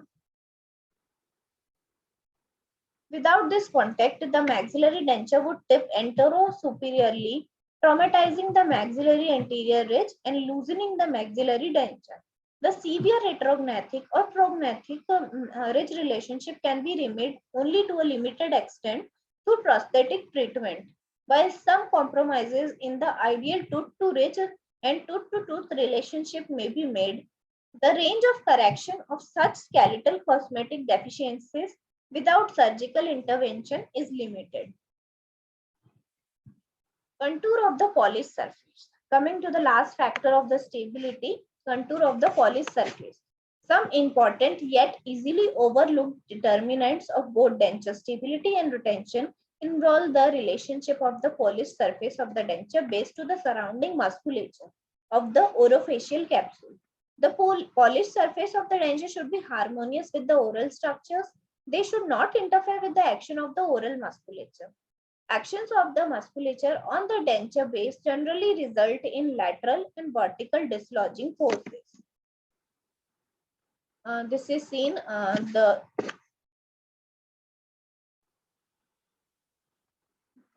here. The figure A explains the concave contours of the external surface of maxillary and mandibular denture flanges permit musculatures of lip, tongue, and cheeks to affect the seating of denture during function. Both the pictures show the same thing. Certain factors involving the musculature and the polished surface of the denture can facilitate stability in two ways. First, the action of certain muscle groups must be permitted to occur without interference by the denture base so that they will not dislodge the prosthesis during function or compromise stability. Second, the dentist must recognize that normal functioning of some muscle groups can be used to enhance stability. Alterations in external denture base contours can lead to a dynamic seating and stabilizing action directed towards the prosthesis. The denture border must be extended to contact the movable tissues. Optimal extension also enhances stability and support. The actions of the ligator anguli oris, that is called as caninus, and insidious depressor anguli oris, that is called as triangularis, mantilis, mylohyoid, and genioglossus muscles can lead to dislodging forces if the denture base does not provide freedom for these muscles to function. Proper border or muscle molding prior to the final impression ensures optimal border extension. The external surface should be developed to harmonize with the associating functioning musculature of the tongue, lips, and cheeks. I repeat, the external surface should be developed to harmonize with the associated functioning musculatures of tongue, lips, and cheeks. Fish believed that the contours of the polished surface provided the principal factor governing complete denture stability. In order to appreciate this principle, it is necessary to understand the anatomy and function of the muscles that comprise the tongue, lips, and cheeks. Therefore, it is very important to understand the anatomy of both the maxillary and mandibular arches. And also, I told you about the anatomy of alveolingual sulcus, which is very important for the stability and retention of the complete denture. Influence of orofacial musculatures. The basic geometric design of denture bases should be triangular. In a frontal cross section, the maxillary and mandibular dentures should appear as two triangles whose apexes correspond to the occlusal surface. The maxillary buccal flange should incline laterally and superiorly. The mandibular buccal flange should incline laterally and inferiorly, and in its lingual flange should incline medially and inferiorly. Such inclinations will provide a favorable vertical component to any horizontally directed forces. To direct the seating action on the mandibular denture, the tongue should rest against a lingual flange inclined medially away from the mandible and somewhat concave.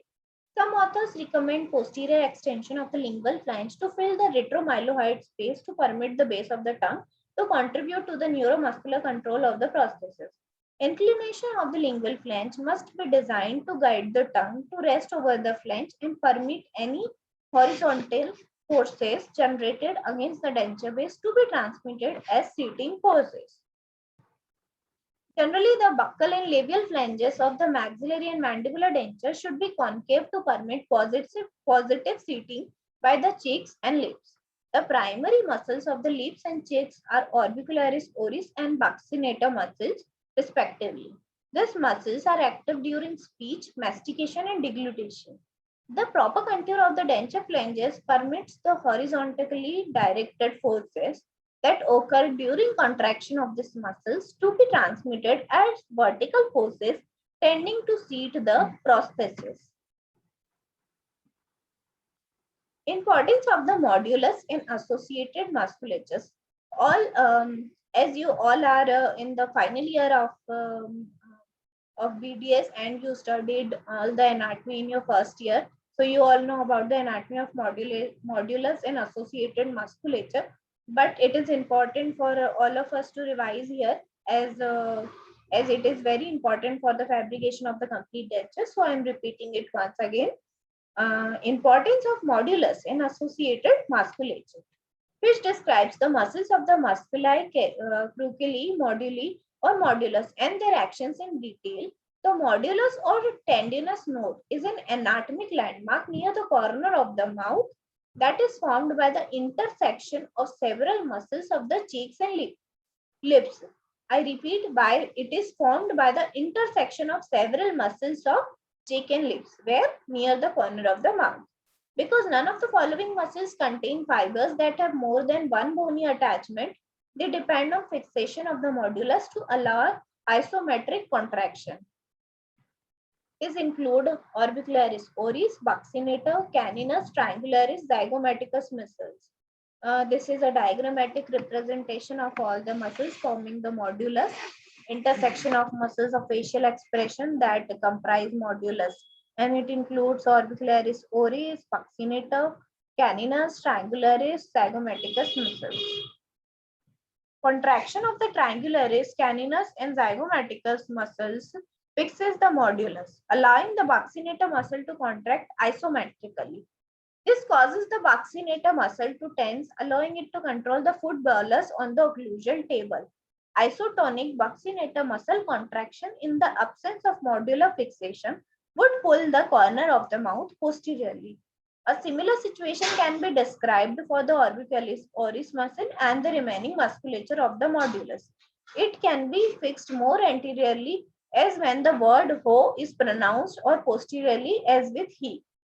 You can also pronounce the word ho or he by yourself and see how these muscles react.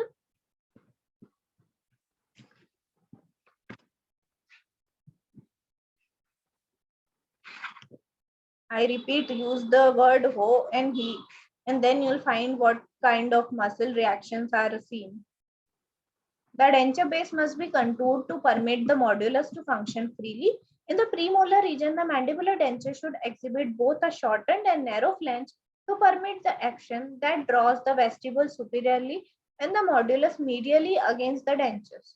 This action is easily demonstrated by drawing the corners of the mouth inward. The buccinator muscle may be divided into superior, middle, and inferior divisions. According to Fish, the superior fibers act to seat the maxillary dentures. The middle fibers control the bolus of food, and the inferior fibers contribute to mandibular denture stability. Hence, all superior, middle, and inferior fibers have their own range of action, which contributes to various movements of the muscle and helps in the denture stability. While the middle fibers contract, controlling the bolus, the inferior fibers relax to form a pouch capable of storing food until needed to form another bolus. Extension of a concave denture base into this pouch allows the cheek to lie over the flank. Because learning and adaptation appear to be limited, the denture contour should be designed to harmonize with existing buccinator muscle function. Otherwise, the muscles will go in paresthesia mode. The theory used to develop the denture-based contours is based on the belief that the muscle should functionally mold not only the border but the entire polished surface. Even the teeth are placed within the neutral zone, where facial and lingual forces generated by the musculature of the lips, tongue, and cheek are balanced, and hence it is called the neutral zone, where all the forces of lip, tongue, and cheek are balanced and neutralized. This functional rather than anatomic placement of the artificial teeth is believed to further enhance the stability of the dentures by minimizing active forces. In 1933, Fish wrote that it is not so widely understood that the actual shape of the whole of the buccal, labial, and lingual surface can reach the stability of a denture just as completely as a bad impression or wrong bite. It is not so widely understood that the actual shape of the whole of the buccal, labial, and lingual surfaces can reach the stability of a denture just as completely as a bad impression or wrong bite. Now coming to the third objective of impression making, that is support. Support is defined as the resistance to vertical forces of mastication, occlusal forces, and other forces applied in a direction towards the denture bearing area. Complete denture support is the resistance to vertical movement of the denture base towards the ridge. It counteracts those forces directed towards the ridge at right angles to the occlusal forces. Support involves a consideration of the relationship between the intaglio of the denture base and the underlying tissue surface under varying degrees and types of function. This relationship must be developed so as to maintain the established occlusal relations and to promote optimal function with a minimum tissue-ward movement and base sitting.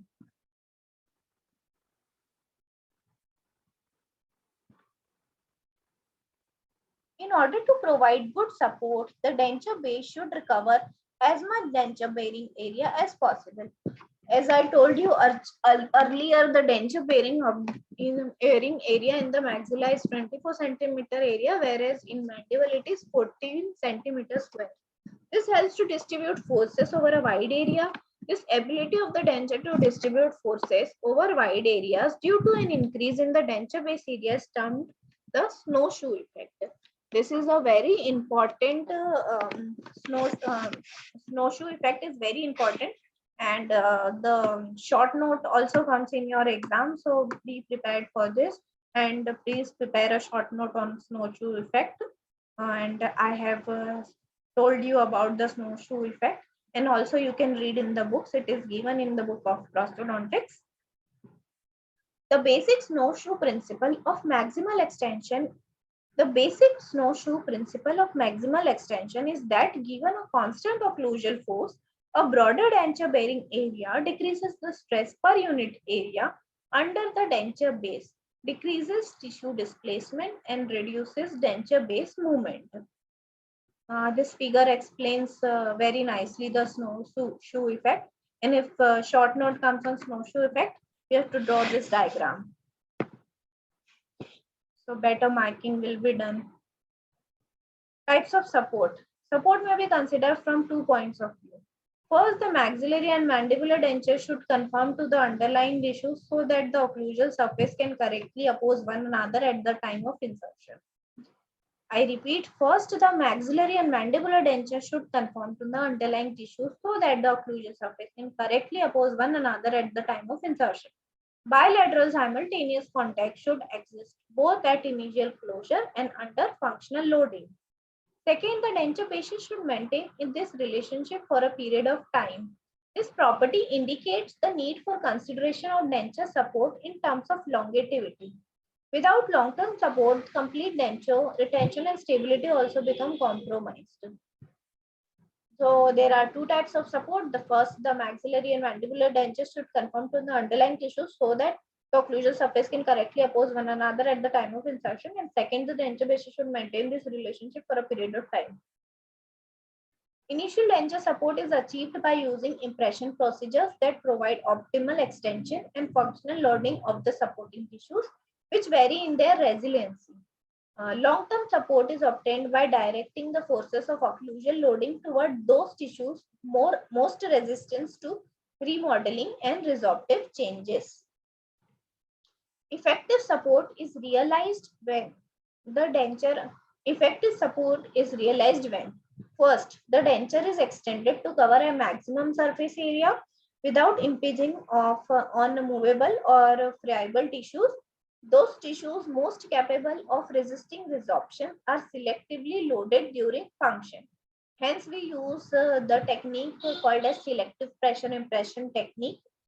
This only leads to the support we form for complete denture. Third, those tissues most capable of resisting vertical displacement are allowed to make firm contact with the denture base during function. And the fourth, compensation is made for the varying tissue resiliency to provide for uniform denture base movement under function and maintain a harmonious occlusal relationship. Nature of supporting tissue. The outline form of the total denture bearing area, one must study the nature of the supporting tissues contained within the borders. Several factors govern the selection of those tissues best suited to provide support. Ideally, the soft tissue should be firmly bound to underlying cortical bone, contain a resilient layer of submucosa, and be covered by keratinized mucosa. So, underlying bone should be resistant to pressure-induced remodeling. These characteristics minimize base movement, decrease soft tissue trauma, and reduce long-term resorptive changes.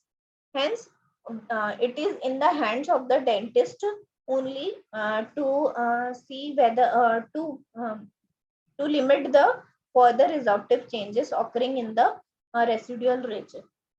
If the support is not proper, the resorptive changes will continue to occur and the ridge will continuously resorb and the denture will become loose and it will not survive for a long time. Hence, longevity of the denture depends on the support. Soft tissues. Supporting soft tissues must be capable of withstanding the pressures induced through normal function of the prosthesis. The presence of keratinized, firmly bound mucosa permits the tissue to better resist stress. Keratin is a scleroprotein present in the stratum corneum and is the end product of epithelial degeneration, which protects the vital underlying epithelial layers. Generally, non-keratinized alveolar mucosa is not well adapted to tolerate the functionally generated stresses of a denture base. Excessive, excessive trauma to the mucosa beneath the denture base can lead to abnormal tissue changes such as the development of parakeratin, localized hyperkeratosis, and epithelial ulceration or necrosis. The presence of a layer of resilient submucosa permits moderate compressibility without mechanical impingement of the mucosa between the denture base and the underlying bone. The fatty and glandular submucosa act as a hydraulic cushion. The connective tissue bands firmly bind the masticatory mucosal covering of the edentulous ridges. Those regions which possess a thin or less keratinized mucosa over bone without an intervening layer of submucosa should be relieved or recorded without displacement. This eliminates impingement of soft tissues between the denture base and bony foundation during occlusal loading, thereby minimizing soft tissue trauma and reducing pressure-induced bone remodeling. Hard tissues. Talking about the hard tissues, another requirement of ideal support is the presence of tissues that are relatively resistant to remodeling and resorptive changes. The rate and amount of bone loss in remodeling that occur in the anterior maxilla and mandible are of serious concern in prosthodontics. minimizing the pressures in those regions most susceptible and directing the forces toward those regions relatively resistant to resorption can help to maintain healthy residual ridges. Bone factor. The potential for resorption of the residual ridges varies between patients. At the present time, bone factor can be determined only by studying the previous response of the patient's bone to stress. Such stress may be in the form of extraction, surgical trauma, or forces generated by a functioning prosthesis. Usually, radiographic observation of previous denture-induced bone loss provides the only indication of the patient's intrinsic bone factor.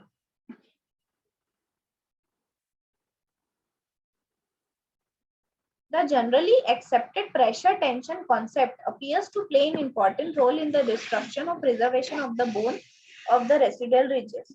This concept holds that pressure stimulates resorption, whereas tension maintains the integrity or actually causes deposition of bone. Tension placed on bones, such as that observed in the area of muscle attachment, tends to preserve the quality of the bone and sometimes results in bone deposition. Therefore, when we pressurize you for studying, some of you disappear from the class and some of you are still there and tolerate our stress.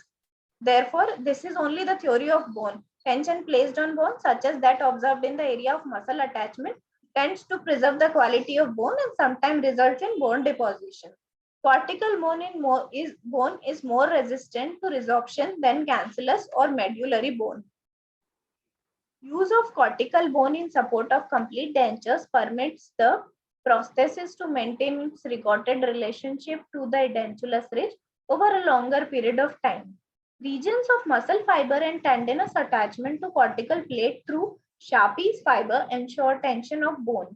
This tension minimizes the resorptive changes that would otherwise be the normal response of the bone to pressure. Therefore, this continuous deposition and resorption of bone continues throughout life, and these changes occur in bone and bone remodeling occurs.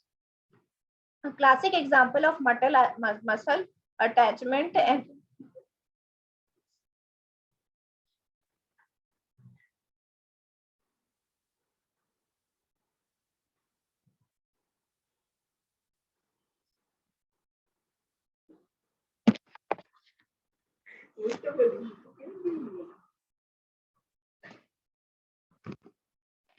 classic example of muscle attachment enhancing the resistance to remodeling is often seen in severely atrophied mandibular and dentulous ridges.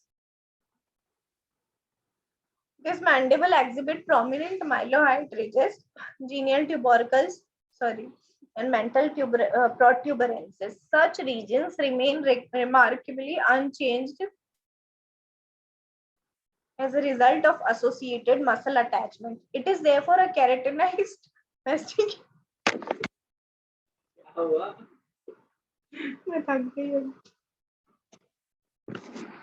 It is therefore a keratinized masticatory mucosa firmly bound to underlying cortical bone through a variable zone of connective tissue and submucosa with associated muscle attachments that provide the ideal denture-bearing tissue.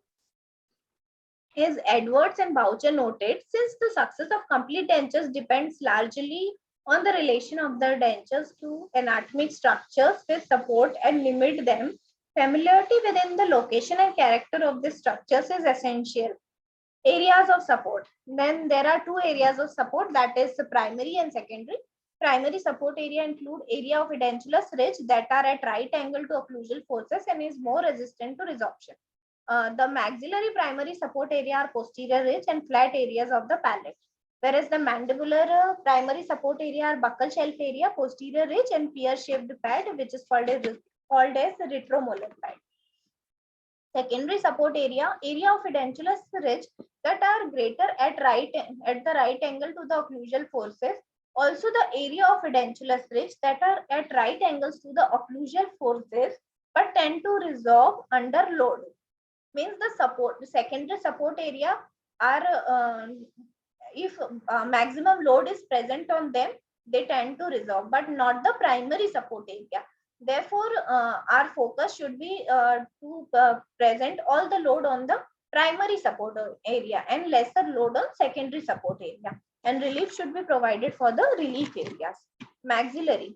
In maxillary, the secondary support areas include crest of the anterior ridge, rugae, all ridge, slopes. Mandibular. In mandibular, secondary support area include anterior ridge and all ridge slopes. Mandibular anatomic considerations. The primary stress-bearing regions on the mandible must include the pear-shaped pad and the buccal shelf. And hence, you have studied in the anatomical landmark that the buccal shelf area is the primary support area. The pear-shaped pad is the most distal extent of the keratinized masticatory mucosa of the mandibular ridge and is formed by the scarring pattern of the extracted third molar and its retromolar papilla. Here again, you can revise all the anatomical landmarks present in the mandible, starting from limiting area, labial frenum, labial sulcus, buccal frenum, buccal sulcus, buccal shelf area, retromolar pad, lingual sulcus, lingual frenum. The term was first coined by Craddock to differentiate it from the more distal retromolar pad, which is composed of alveolar mucosa, overlying glandular and loose alveolar connective tissue. This you will be asked in the Viva, and it will all be asked by internal as well as external examiner. What is the retromolar pad composed of? So you have to say alveolar mucosa, overlying glandular and loose alveolar connective tissue. I repeat, glandular and loose alveolar connective tissue. Clinicians must recognize the differences between the pear-shaped pad and the retromolar pad based on the anatomic location and histologic composition. Frequently, the entire area of the distal ridge crest is referred to as retromolar pad. The retromolar pad is not a favorable denture bearing area. The junction of the pear-shaped and retromolar pad demarcates the distal border of a properly extended mandibular complete denture. The pear-shaped pad area is associated with muscle or tendulous attachments of the buccinata, superior constrictor, and temporal muscles. You should also know about the attachments of the retromolar pad and also the attachment and boundaries of retromolar pad, since it is a very crucial structure in the mandible. The deep and superficial tendons of the temporal muscles insert medially and laterally in the mandible at the posterior border of the pear-shaped pad. Such muscle attachments and the overlying firmly bound masticatory mucosa provide a stress-bearing region that is relatively resistant to resorptive changes. If the mandibular denture is short of this region, there will be more rapid resorption of the distal alveolar ridge and a resulting settling of the denture base posteriorly. Many authors recognize the importance of the buccal shelf as a primary support area for the mandibular denture. Many authors, but not every author or not everybody, and it is not so confident. It is still a point of discussion. Many authors recognize the importance of buccal shelf area as a primary support area for the mandibular denture. When we also consider same, and all of the load is concentrated on the buccal shelf as it is glandulous and the overlying tendinous support area. It is usually covered by mucosa with an intervening submucous layer containing glandular connective tissue and buccinata muscles. The buccinata muscle is attached inferiorly along the buccal shelf between the ridge crest and the external oblique ridge. The muscle fibers run along the shelf in the longitudinal anterior-posterior direction, permitting the denture base to rest directly on a portion of the buccinata muscle without displacement. This buccinata muscle attachment extends posteriorly to include the pear-shaped pad area.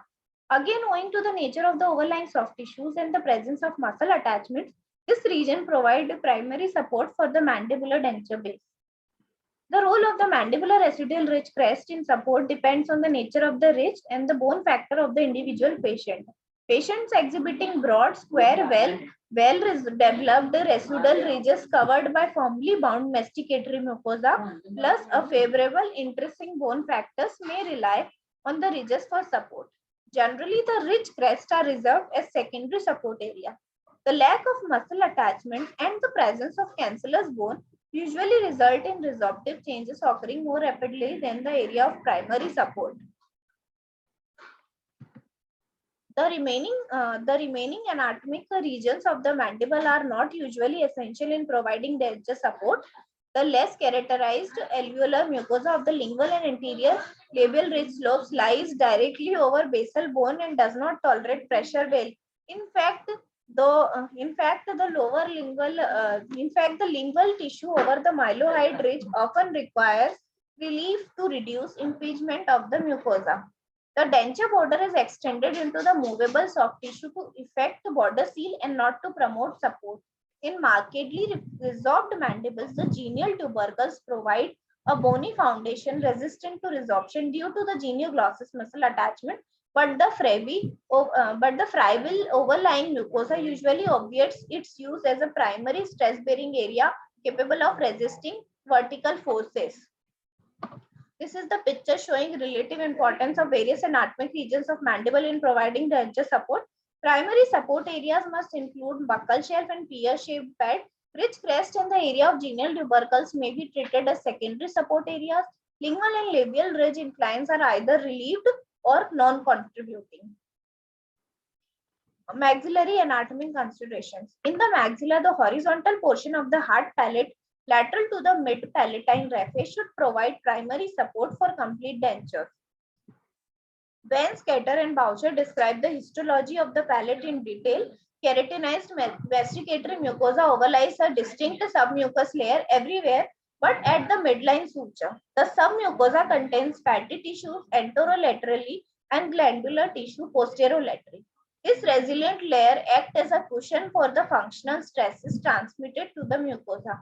Dense bands of connective tissue traverse the submucosa, firmly binding the lamina propria of the epithelium to the underlying periosteum. Over the mid-palatine raphe, the mucosa is unyielding, has little or no submucosa, and must be relieved to avoid tissue impingement between the denture base and bone.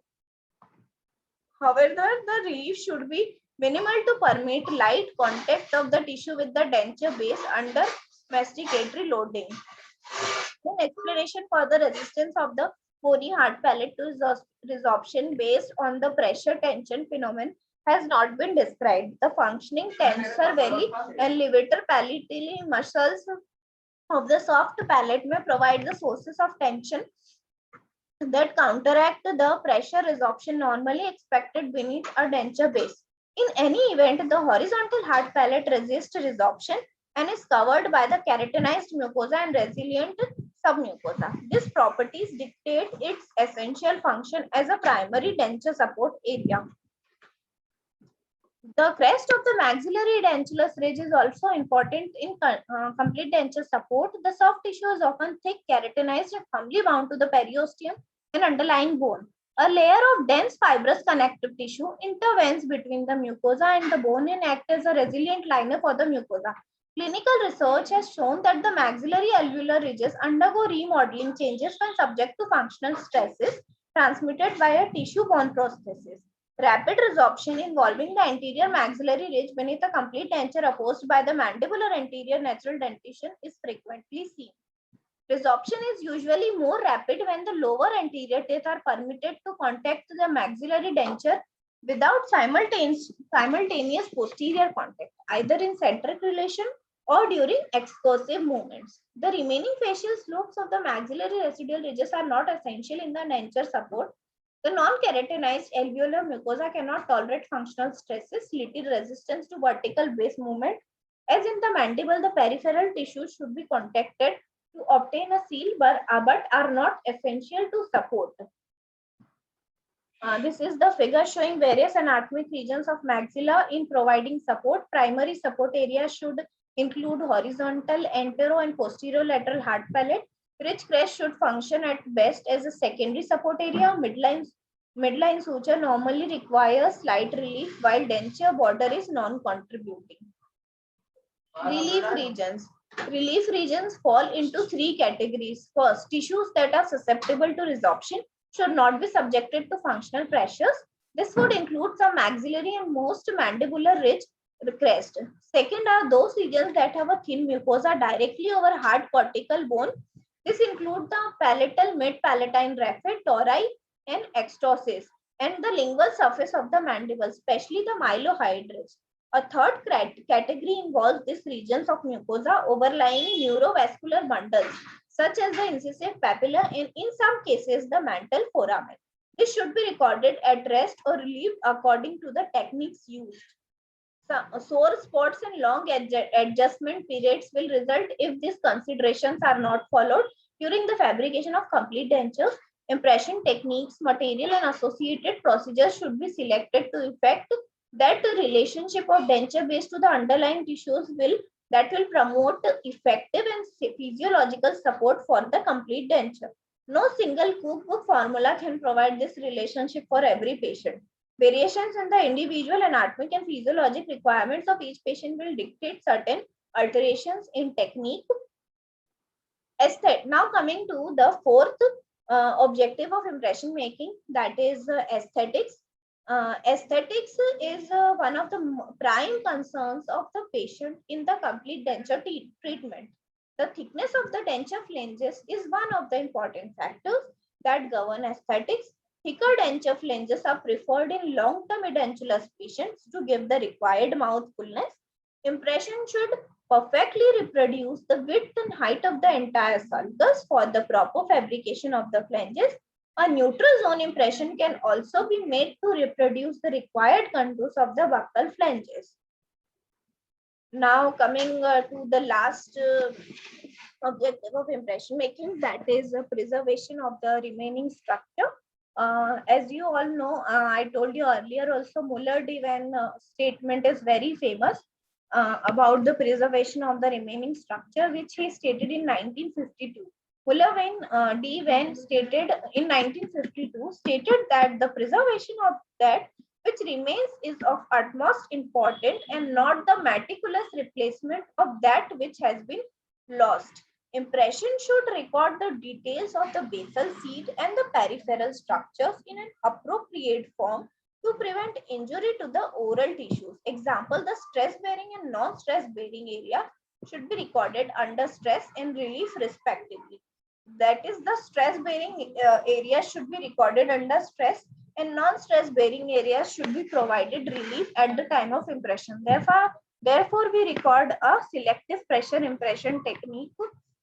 Therefore, we record the impression by selective pressure impression. This prevents the damage of the oral structures due to the action of improperly distributed forces. The peripheral tissue should be recorded accurately to prevent overextension of the denture and tissue irritation.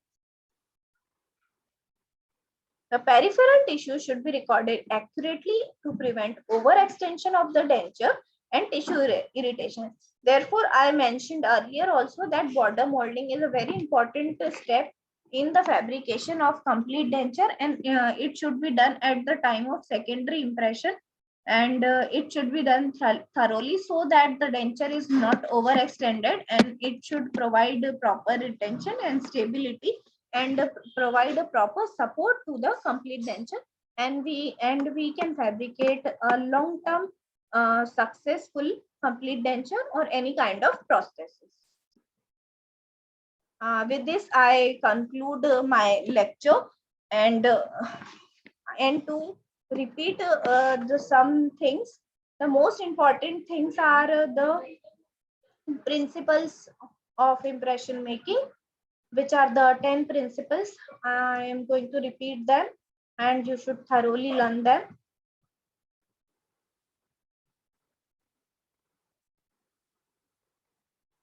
And also the definition of impression. You should start your question with the definition of impression, and impression is defined as an imprint on or negative likeliness of the teeth or edentulous areas where the teeth have been removed, made in a plastic material which becomes relative hard.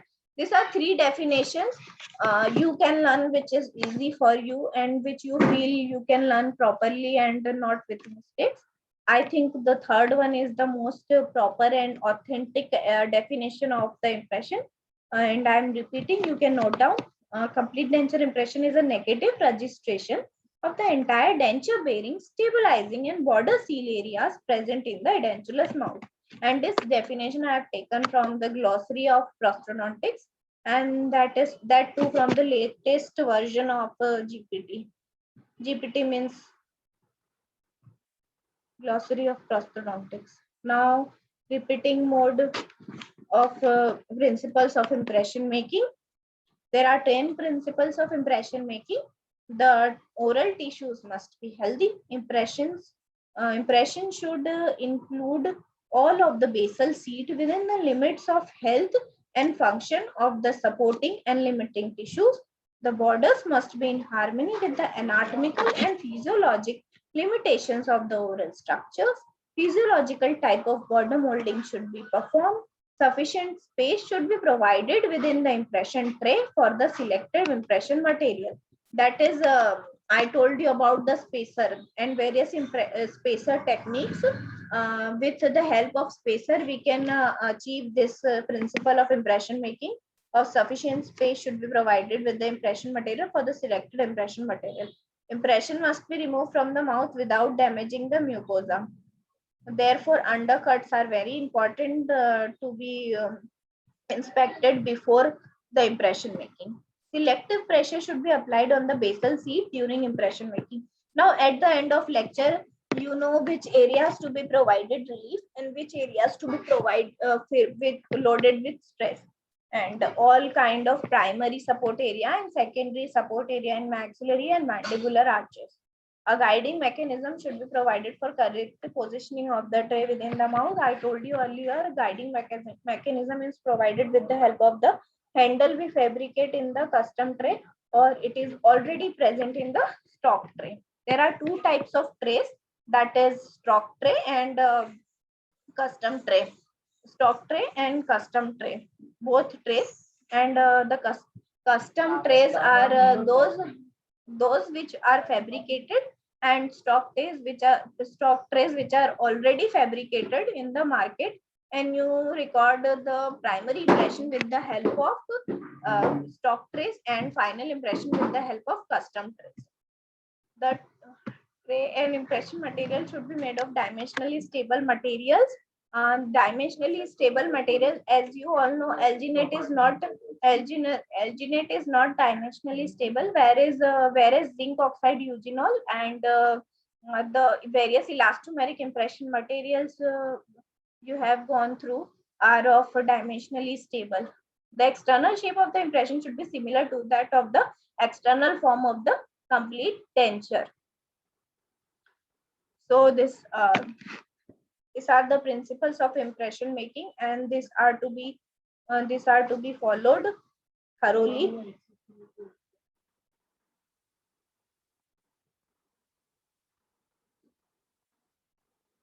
Now, if you have any doubts, you can contact me later in the class and tell me about your doubt. I'll solve all your doubts regarding this topic.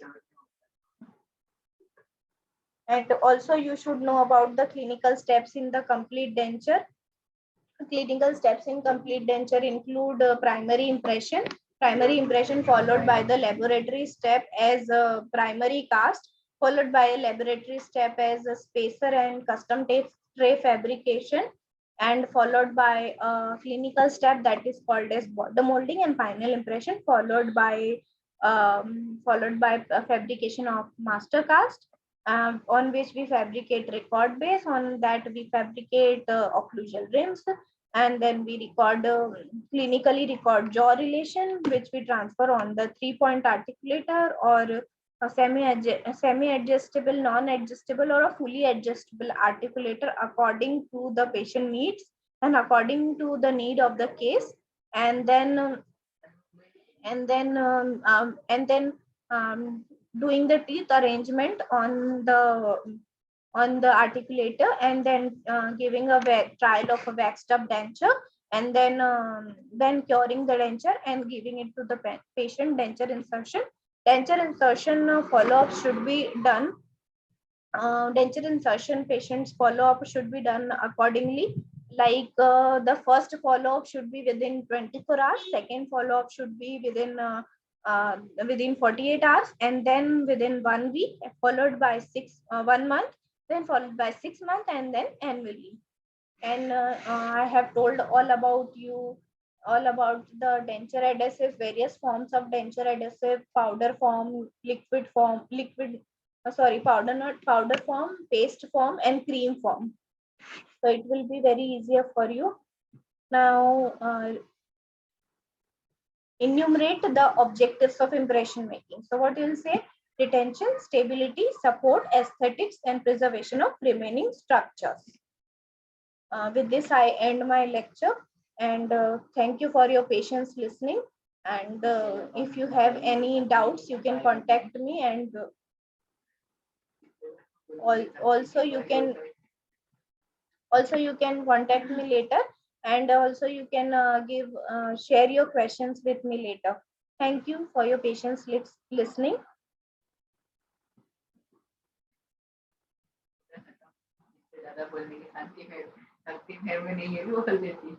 भाई